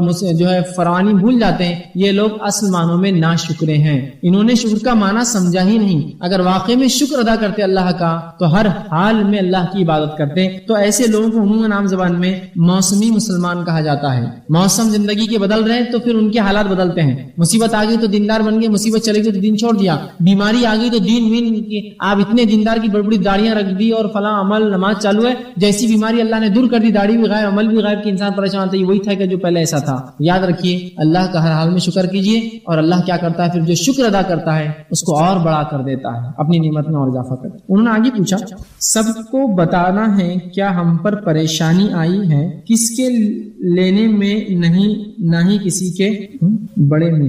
اچھا, کچھ لوگ یہ سوال یہ کہتے ہیں کہ ہم تو کسی کے نہ برے میں ہیں نہ اچھے میں ہیں, پھر ہم پر کیوں مصیبت آئی. اب میں اس سوال کا پہلے تفصیلی جواب دینے کی کوشش کروں گا. بہت سے لوگ یہ سمجھتے ہیں کہ اچھے میں بھی نہیں اور برے میں رہے تو اللہ معاف کر دیں گے. ایک بات یاد رکھ لیجیے, جو اچھے میں نہیں ہے وہ برے میں ہے شریعت کے اعتبار سے. شریعت بولتی ہے اچھائی پہ رہو, اچھائی کا حکم دو. جو یہ کہے میں اچھا بھی نہیں کرتا اور برا بھی نہیں کرتا, مطلب میں نماز بھی نہیں پڑھتا اور چوری بھی نہیں کرتا, روزے بھی نہیں رکھتا اور ڈاکی بھی نہیں ڈالتا, اور جو ہے حج بھی نہیں کرتا, تو میں جو ہے غلط جگہ پیسے بھی نہیں خرچ کرتا, نہ میں اچھے میں ہے نہ برے میں ہے. تو جو اچھے میں نہیں ہے وہ خود بخود برے میں ہے. یہ تو حکم تو اچھائی کا ہے, ہمیں اچھائی کا خود کرو اور حکم دو, اور آپ بولیں گے میں اچھائی میں نہیں اور برائی میں نہیں. تو اچھائی اور برائی نہیں, آپ کو اچھائی میں رہنا ہے. تو جو لوگ اچھائی برائی دونوں میں نہیں, ان پر مصیبت آ رہی ہے, یہ اس لیے آ رہی ہے کہ آپ اچھے کام نہیں کر رہے ہیں. تو آپ برائی میں مت رہیے, لیکن اچھائی میں رہنا آپ کو ضروری ہے. ٹھیک ہے. اب کچھ لوگ بولتے ہیں ہم کسی کے برائی میں بھی نہیں ہے لیکن مصیبت آ رہی ہے. تو پھر اللہ کی طرف سے آزمائش ہے. جب اللہ کسی بندے سے محبت کرتا ہے, خیر خواہی چاہتا ہے, اس کو آزمائش میں ڈالتا ہے, اور اسے مسلمانوں کا کام ہے اس کا مذاق نہ اڑائیں, بلکہ اس کی آزمائش میں جو تعاون آپ سے ہو سکتا ہے اس کے لیے کیا کریں. کسی نے ایک سوال کیا, کسی الزام لگانے پر صبر کیا جائے تو اس کا اجر کیا ہوگا, کیا قرآن و حدیث میں اس کا بیان ہے؟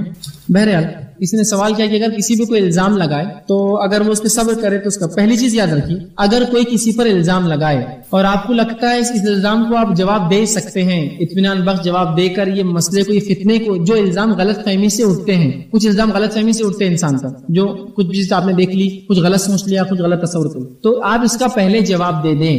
لیکن کچھ الزامات آپ کے خلاف بنے جاتے ہیں, تیار کیے جاتے ہیں تاکہ آپ کو ذلیل اور رسوا کرے, چاہے آپ کی نعمتوں کے زوال کے لیے, آپ کی شخصیت کو مسخ کرنے کے لیے, آپ کے کام کو ختم کرنے کے لیے. تو ان معاملات پر آپ صبر کرنے میں کوئی حرج نہیں, لیکن آپ کے معین اور مددگار جو لوگ ہیں ان کو ضرور بیان کر دیں کہ میرے خلاف یہ الزامات چل رہے ہیں, اس میں کوئی حقیقت نہیں ہے, اور اس پر صبر کریں. انشاءاللہ العزیز اللہ اس کا آپ کو ضرور اجر دے گا. بہرحال میرے ذہن میں کوئی حدیث ابھی نہیں آ رہی